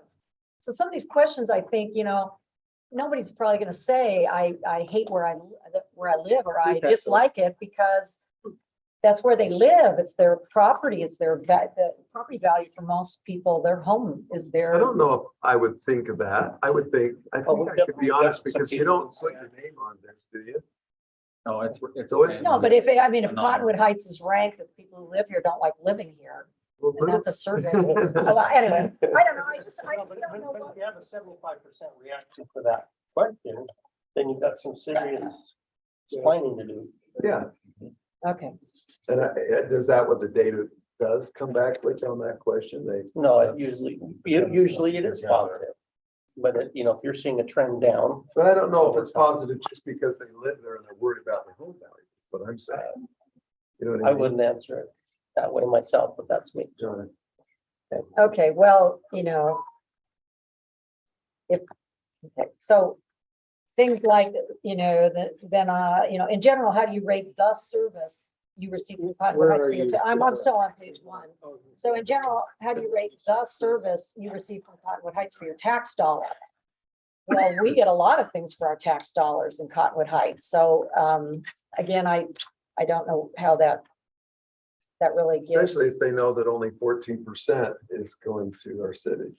You know, Oh, I from think that property article was very good. And well, this is what. You also need to ask, I mean, you're asking, yeah, you do not, that's why you're going for just a broad. Everybody, you're not targeting a specific, you're not asking for people to come and respond, you're just asking, how do you think? And their perception of their taxes, their perception of their lifestyle is, every one of them is gonna be a little bit different, but if you get enough responses, they should coalesce into a level of what you're thinking. I just told Tim it should be services. Most of them aren't gonna know that, but they're gonna know, do I feel like I'm overtaxed for what I get out of the city? Whether or not it's justified, one of the things you have to make sure when you're asking a question is it something that the respondent has let's see, can respond to with, you know, if someone asks me that, do you like living here? I can say yes or no, and I feel good about that. If someone asks me a super detailed question, what do you think about this, that, and the other? It's like, you know, I've got no idea. You know, that's way too detailed, or I don't know enough about it. You know, that's kind of, you know, that's why we ask questions here, because we get things said to us and we're asking questions to people all the time, because it's our job to dive deep down into those details. You just said it all right there. Oh, well, thank you. Most I mean- respondents do not have the bandwidth or understanding of every detail that is inside of a survey. They have a very general Right. viewpoint of. But where you want they that are. perception. You do, and you want those, the critical part of connecting this data is these are quick, instantaneous answers that people give, which tend to be the most honest ones. It's a gut And it has feeling. to be kind of brief. thing. Yeah, it has to be brief. So, okay, so then on page 2, I think an improvement, you know, to this question on benchmarks, how do you agree or disagree in Cottonwood on the following statements? So when we say Cottonwood Heights has all the kinds of businesses I want to have, well, might it be better to say Cottonwood Heights has a sufficient number of restaurants? Cottonwood Heights has a sufficient number of large office complexes. Cottonwood Heights has a sufficient number of grocery stores. I think it's an opportunity to find out how people perceive business in Cottonwood Heights versus just has all the kinds of businesses. Well, we don't have all kinds of businesses, but you know, I don't know. Again, I think it's an opportunity to learn what our residents want to see more of or less of in the way of businesses. Without changing this question, then could we follow up with just a quick question that says, what businesses do you think are lacking? Well, I have An open-ended. Right, because like with Hillside Plaza, you know, the residents that have come forward on that, they're like waving their hands. We want more restaurants. You know, and then many people say, you know, we're turning into a food desert, you know, as you go east in the northeast portion of Cottonwood Heights. You know, we're losing Reams. It's you know, Dan's is difficult to get in and out of. And so, I mean, So we kind of have that later on in the survey. We kind of drill down. well, a you little talk bit about more. a strip mall and having mixed use development, but I don't think if we're talking about the average person out there, how many people have it in their bag of tricks to know what mixed use development is? I mean, I think there's a lot of terminology in here that I maybe only learned since I decided to, you know, get super involved in recent years. So I think we're in some cases saying this is great to keep it general, but then we suddenly get into a terminology that the average people are not going to know a lot of the terms that follow here. Well, one solution to this one is not add more questions here. Y2K will do follow-up surveys at a much discounted rate if we want to do specific. If you wanted to say, well, let's find out what people think about our business environment. Well, And there we're say, do you want more restaurants or do you want less? Do you want more of this, do you want more of that? Where you can actually do a shorter survey, 12, 15 questions, something like that, that does drill down on a specific subject. And Okay, those are a lot less expensive. well, I really meant to open before we got into this, that please correct me if I'm wrong. But, you know, we took a CH Tomorrow survey a year ago, and that was considered in the last year, not great data because anybody could take the survey. And so, and then there was the March 9th event, and people gave their input on what they wanted for the general plan. And that compilation is, I don't, you know, I've been told here on the council that this survey is going to really steer how we develop our master plan. And so I feel very strongly that this survey needs to be substantive in a way that the council has some real meat that we can talk about what we want to see in the general plan.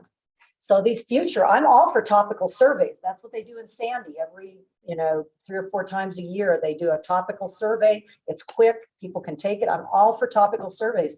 But this is a very expensive survey that I think should mine more data than these extremely some of it is either too general or, again, the terminology is sometimes beyond what I think most people would. But the downside is if we get specific on every question, we're gonna have 40 No, pages. I don't suggest that. I'm not suggesting that. I've spent a lot of time on this, and I'm trying to point out just certain ones that I think need to be, you know, Yeah, it's an opportunity to that glean would more. be a really good question for the general plan to have on a topic oriented survey. And get and drill down to those specific items So, and do it in 2 or 3 months. So this being. well, I think this is a very, you know, like I can tell you that Sandy City has a contract with a different company, and they're able to do unlimited surveys for less expensive than this singular survey. So I think that. The reason for that though is you just put it online and people take it. And so, but That's a straw you're not poll. gonna get a That's a- representative sample. So I mean, we have to understand that's not gonna give us the data that we're gonna get. We're gonna get a representative sample from our city. We're going to every part of it that everybody's answering it. And so I don't want to go down that road because that's a different animal. We could look at doing those. It's not that much money. I know with Qualtrics, so you can do that, but let's try to stay on topic so that we can get through this. Okay. If that makes sense. Okay, so it sounds like there's no interest in gleaning more about what type of businesses. I wouldn't think say there that. is, and I I think think there it's a is. budget item. I'm putting money in the budget to do 2 or 3 topics and services this year. I There I just, you know, so much for your savings, Tim.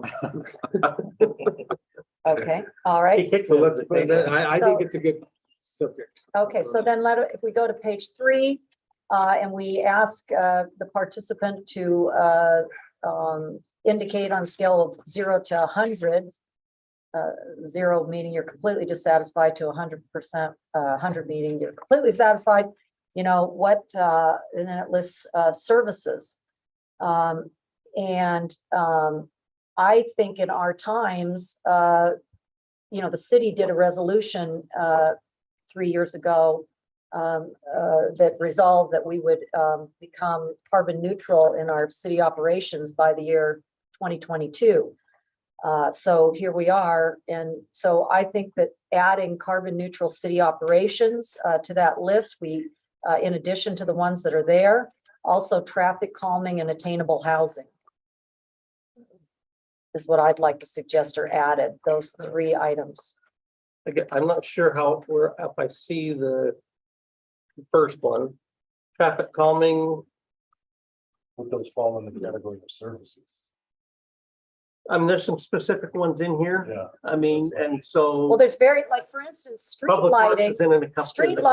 Street lighting for me, okay, so we have a dark skies initiative. I don't, not everybody wants to have more street lighting. I realize that in certain places in the city, where it's needed for crime prevention, and I don't know if the chief would weigh in here, but,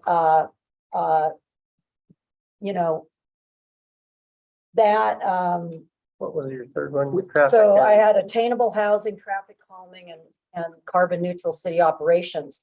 I'd like to find out more about what's in the mind of our constituents. Is the fact that we are facing a number of crises that I just came from a breakfast this morning at the Western Governors University. And in no uncertain terms in the panel discussions, you know, we are facing, especially a city like ours where we abut a forested area, the potential for forest fires based on this increasing drought, the Great Salt Lake drying up, and the harmful chemicals coming across, the raising summer temperatures. I mean, to a lot of my constituents, they tell me that the carbon, the CO2 in the air, and really thinking about that, and the ozone pollution, these are at the top of their list. So this question relates to services though. So I think those three items that you brought up are really good. Sean brought up that point. So none of those are services that the city offers. So maybe there's somewhere we can add. Because I think those are interesting. Well, I just respectfully would like to put it on the table for discussion. I think that the city does offer traffic calming. You know, you can petition for that and get traffic calming. No, I agree. It's but as a service, I don't think it's, anyway, maybe I have a different definition of service, but It's more of an investment yeah, rather than a service. I understand though, this. but I think it's a good question to get. I mean, you know. Well, and maybe we can fit it in somewhere else. I just think that as I go through the survey and I keep looking for the things, so without belaboring that too much, maybe we can put a little bit of I see, a I earmark don't see there. traffic calming as that different from sidewalk maintenance or the surface street, but you know, it's another public works item. That one I could see fitting in here much better. The others might. That might be I may want to list those as some opportunities. You know, I have. just to see how my For me to be able to flip the strip and those items, maybe just a question of we have some opportunities, rank these opportunities. And then you can cover a lot of what you're trying to, you know. Well, infuse into this. And to your point, there is the, how would you spend $100? But I would direct them because then they can collect that data in a way, they have a whole bunch of different answers to it. Here are some opportunities for the city in this rank. Yeah, Yeah. similar question that with what Ellen's talking about as answers and ranking them. No, I like that. Yeah, and I again, a little farther into the survey, we do have, we do on page 7, we have, you know, how would you spend $100 in available funds? So maybe that's where, because, you know, we know, well, one of the things I've mentioned to a few of you is a question, if it meant raising Cottonwood Heights taxes or creating a taxation district, would you like the council to investigate, you know, how we can have more attainable housing, more traffic calming, you know, some of these things that are appearing in these, you know, these surveys that have come out of our city in recent times. I would say the question at the bottom of page 3, if you have any comments, those open-ended right after those type. Those responses are widespread and they're always interesting to read them because if someone's got a specific issue that's not covered everywhere, they don't think it shows up. Okay, well, I'll acquiesce on this page 3. Let's keep moving. Okay, so on page 4, let's see. So for instance, as we collect data about the police department, it's an opportunity to say on the one where it says the Cottonwood Heights Police Department is equipped to, is it? So is it equipped? Do you agree or disagree? Is it equipped to address the issues that pose the biggest threats to the safety of our community? So what are the biggest threats? I mean, like, you know, perhaps adding in your view, what are the biggest threats? Because I know I have a lot of constituents, I've shared this with the chief, calling me about petty theft, even, Grand Theft Auto. And so, and I'm learning in the police academy. It's a great chance for me to learn all the amazing and many things our police department does. But it would be interesting to see in the perception of our residents, what do they consider, the biggest threats? Does anybody think there's any validity there? Does the one back on page 1 cover that? If we added the most like or least like.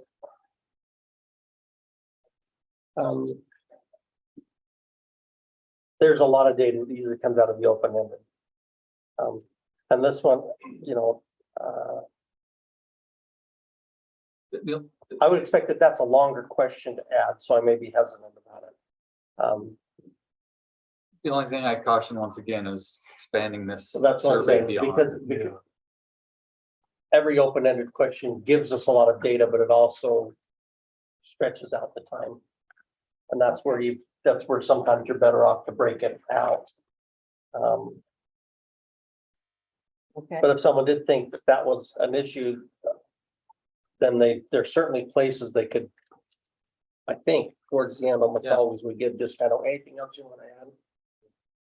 My wallet was stolen, and I think, I don't know, whatever. Yeah, the very last I've question read a lot of those questions. talks about if you have any comments about the survey in general or other issues. Give We us get that. interesting responses for that too. yeah. Okay, well, I thought we were going for data that we could compare versus anecdotal, but okay. So then the next on page 5 is really an area where I think we have an opportunity to get way more, where we start off from which source do you prefer to get your information? And we list the ways that people can get information. But I think then it goes on in kind of a way that I think there's a little bias that assumes that people are well informed. And I think it would be more helpful to ask specific questions such as, are you aware of, and list some of the things that are going on within our city. Whether it's, the development at the North Gravel Pit, the potential redevelopment of Hillside Plaza, the chance to, implement some kind of attainable housing within Cottonwood Heights. And so,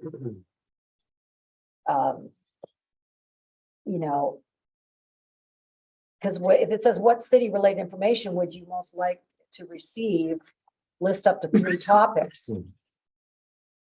Well, I looked at that. I wondered, well, I'm confused. It says okay, what?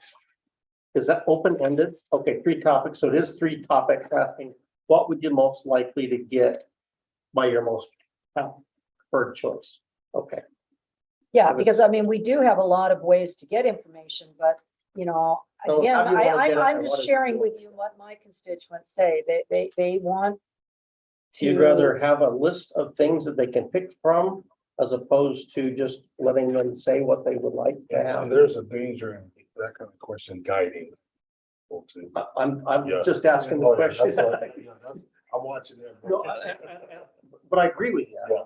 And that's why because it's open-ended, I can type whatever I want. If I have a list. That's what they can choose from. Exactly. You're kind of guiding that. You can either be limited. to Which would probably be okay on a Or topical steering. type survey, Yeah. where you are in a topic and you're doing that.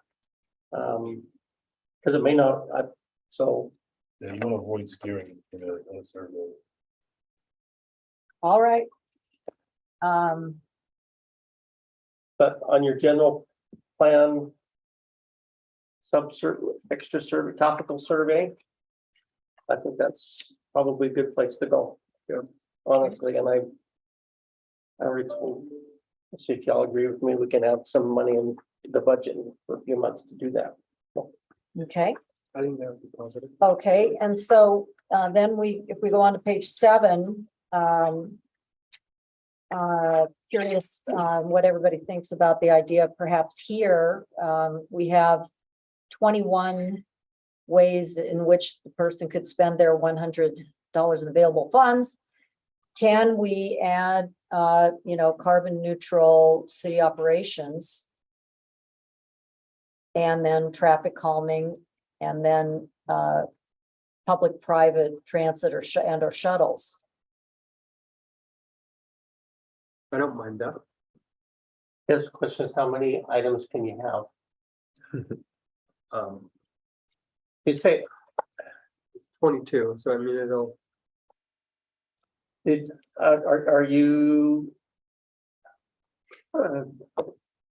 carbon neutral? Well, you did a Is green work the same for you? I don't know. It doesn't. well, there's a resolution that when you were on the council in the last term, you passed for the city that said by 2022, all city operations would be, I believe, on renewable energy sources. And I'm not trying to criticize. I know things don't always go on timelines, but to a lot of people, that's important. I think it'd be interesting to find out. Maybe we'll find out that. Well, mine is the terming. Would it be? Are you set on that specific term? Or Well, no, it can green operations or. Well, no, because there's been like a kind of green whitewashing in my opinion. So I think it should come from the resolution that Cottonwood Heights City passed, and maybe Tim, you could help us with that. I think it was that all city operations will be based on renewable energy sources by the year 2022. And so we could say, do you, so there was, to get there was, also make things, but to find out whether people want us to be spending our money, because a lot of the decisions we make around this table are based on fiscal constraints. So what I thought we were trying to surmise from this is how important all of these different things are to people and where they want their city dollars to be spent. If you want, I can check and see. I think we could add a few more topics on this that they could choose from. I wouldn't mind adding them. The net zero type operations, I don't have a problem with them. Traffic calming, I think it's a good idea. And there's probably the couple that could be dropped here. It depends on how many they can allow. Like, I think it's great. You have a chance for somebody to say, hey, I want some money spent on a senior center or a dog park, trail development. Or maybe number 16 on the list that says renewable energy resources. That's right. That could be better. Maybe it could. Again, I only took that from the Cottonwood Heights resolution. Like, do you want to see, city operations using renewable energy resources or energy sources? I think it's sources probably is the word. Well, 16 could very easily be reworded to the one. So actually I stand corrected. So we have it. I think I'm suggesting that we edit number 16 to make it a little more precise, something a little more dig your teeth into, but.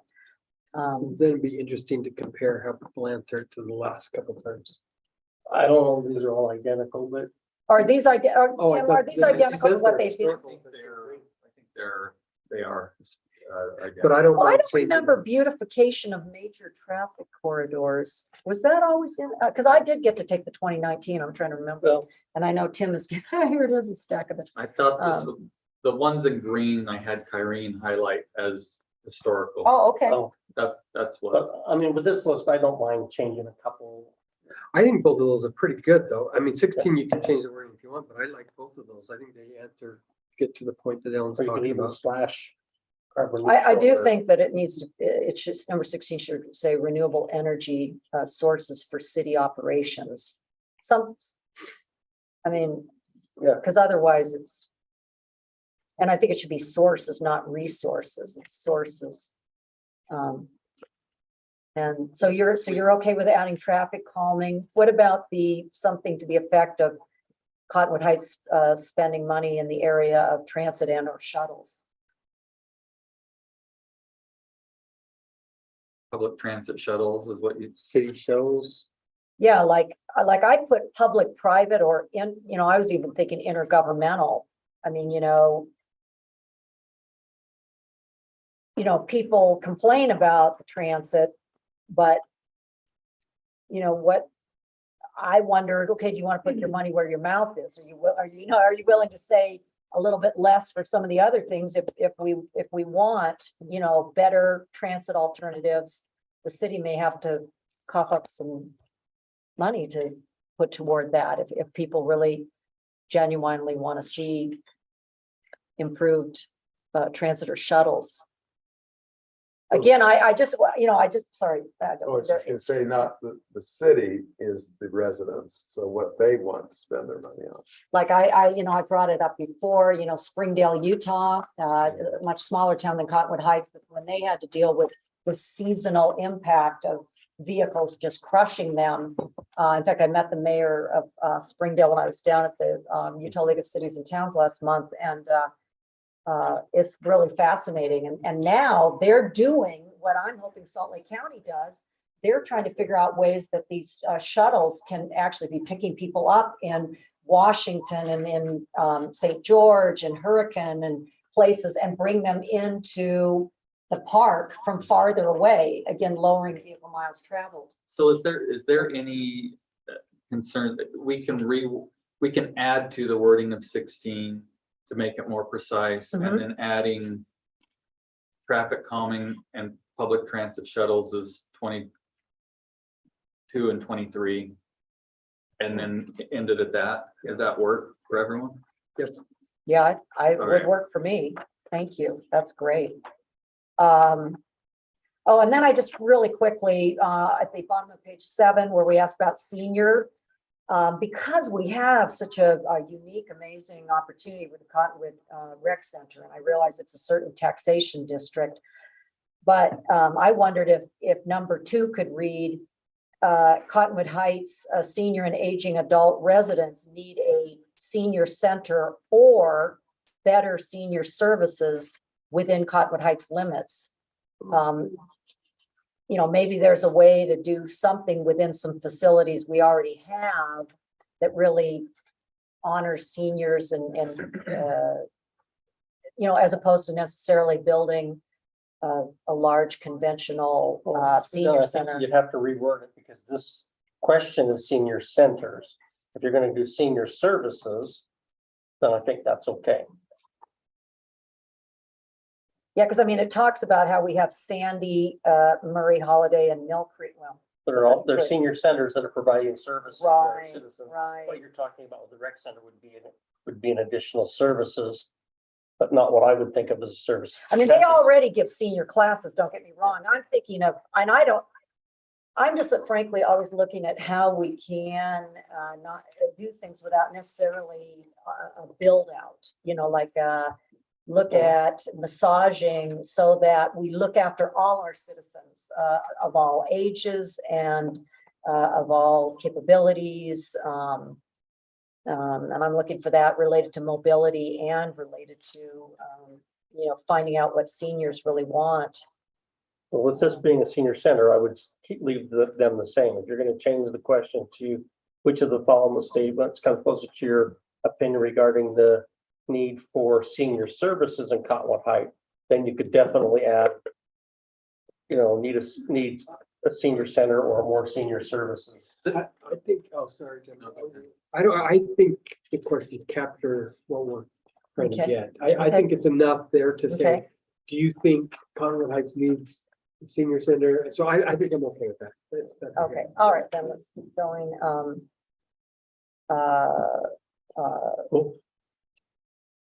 Yeah, I really like the most needed and fit well into your area. I think those are really great. And I know that that's page 8. And I know the Y2 analytics people did some rework on this, and I really commend them for reworking that. So, but then before we go to then the next, because page 8 ends what is referred to as the section, what do we call that? Benchmarks. Okay, so page 8 ends benchmarks, and then the third block is called street evaluations and improvements. I'm wondering if before we leave benchmarks, we want to bring in something related to like, are you aware of the Flip the Strip program? Or, That's what I say, the opportunities. yes, something like Councilman Newell has brought up before. I'd love to see, before we leave the benchmarks, something that talks about recent opportunities. If we all maybe gave Tim our input on that or something, on what we'd like to see in that, are you aware of these opportunities? And maybe you could just share with us, because I know you're anxious to get this thing finalized, but I love that idea that you offered. I think that's a good solution. Because the only other thing I'd like to ask, and I don't know where it would fit in, and maybe as Councilman Bracken has brought up, I guess if we would do another more topical, I'd be really interested to know where our residents are at with having a raise in taxes or a special tax district to accomplish some of the things that they're indicating they want, whether it's, traffic calming or more bike lanes or, transit alternatives, and just, Well, maybe what we can do is, if the council, with Councilmember Bracken's suggestion of including budget, I can get the cost in the next week or two on what it would take to do 2 or 3 or 4 follow-up topical surveys. And then you could really drill down on a lot of these topics, even maybe to flip your strip and understanding the opportunities a little bit more. And If we wanted to do that. the one thing to be aware of there, I probably hasn't, but about Flip the Strip, you're gonna get a good chunk of people like, I've got no idea what that even means. So they can't really answer the question. well, They then could say no, but it would be better to have it in a shorter survey, say, well, Flip your Strip lets you do this. Were you aware of this? the only challenge to what you're suggesting, though, if I may point this out, is that Flip the Strip needs to happen now.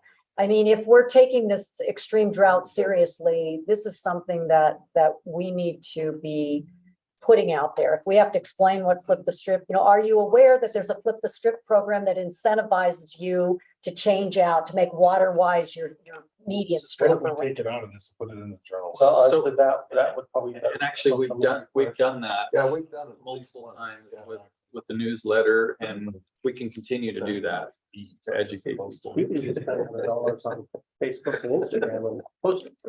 Okay. Okay, so We should now, probably get a lot more people. So, Ellen, I Yes. think we want to. Yeah, we need to wrap it up. We got maybe 2, 3. okay, minutes. okay, well then something I feel really strongly about on page 10, where we talk about street evaluations and improvements.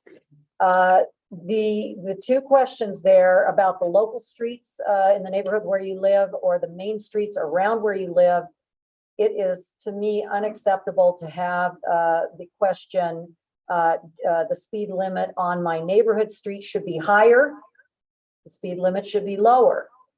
To me, public safety is not a popularity contest.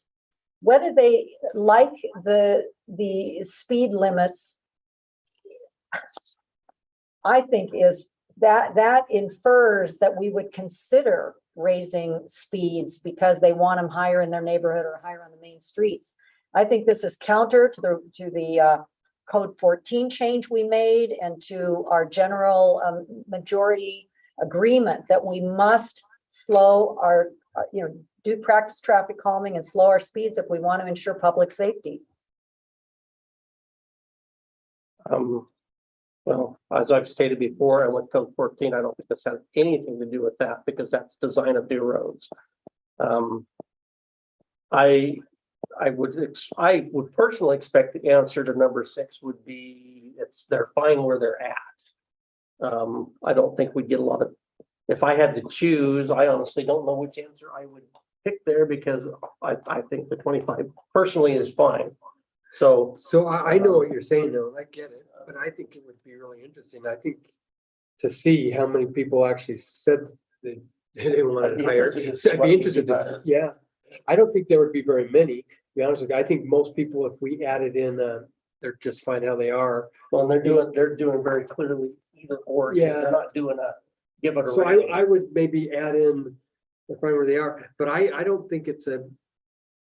I know what you're saying, but I actually think it'd be interesting to see how many people actually chose to I hire. think these have to be binary. That's why I don't think you can add the midpoint. All of these are. This Oh, or yeah, that, you're this right. or that, Okay. this So- or that. Yeah, 'cause Well, I and mean, I- there's others. It's a significant problem. It's not a So what, significant so what problem. if we, it's not a what if we problem, did away with higher, what if we said, I want lower or define where they're at? Cause we're not gonna raise speed limits. I agree with Ellen. We're not gonna go raise them to 40 miles That's an hour. probably- Well, I mean, even if only 1,000 people out of our 35,000 population, if only 1,000 people take this, nonetheless, this survey does, is generated by our city, and I am concerned what kind of message some of this, like, again, I come back to, streets in my neighborhood are well lit, streets in my neighborhood are not well lit. Well, to a lot of people, they want the dark skies. They don't want more lights. Again, some of this I think has a bias that there's certain, I would say honestly, streetlights don't equal not dark skies. At least the way they're supposed to be implemented. I would be okay with that, but it does also go to number 13, where you're asking the exact same question, but not on the main streets collectors. And Irene may have a little bit of, I don't mind changing it to the speed limits are fine. Maybe do that in both places. Yeah. But I think they probably have an issue that those. Ellen, you okay with that? If we say, so the two options are, I think the speed limits are fine, or I think they should be lower. yeah, I'd be okay with that. On both of On these. both of them. Yeah, Right. and that's reasonable. Because you might get a few people that say they just need higher. And I think there's enough places where if somebody was passionate about not wanting streetlights, that they could put that in one of the places that say, Yeah, the only thing I'd say, Ellen, is I get a lot of calls, and I know Matt does too, when a street light goes out. We're called immediately, and people are saying, when is this gonna be replaced? That's not something that happens once in a little while. It happens pretty regularly. That's the only thing I'd say related to that. It'd be good to Yeah. know thoughts on that, so. Yeah. And how do the kids know what time to come on?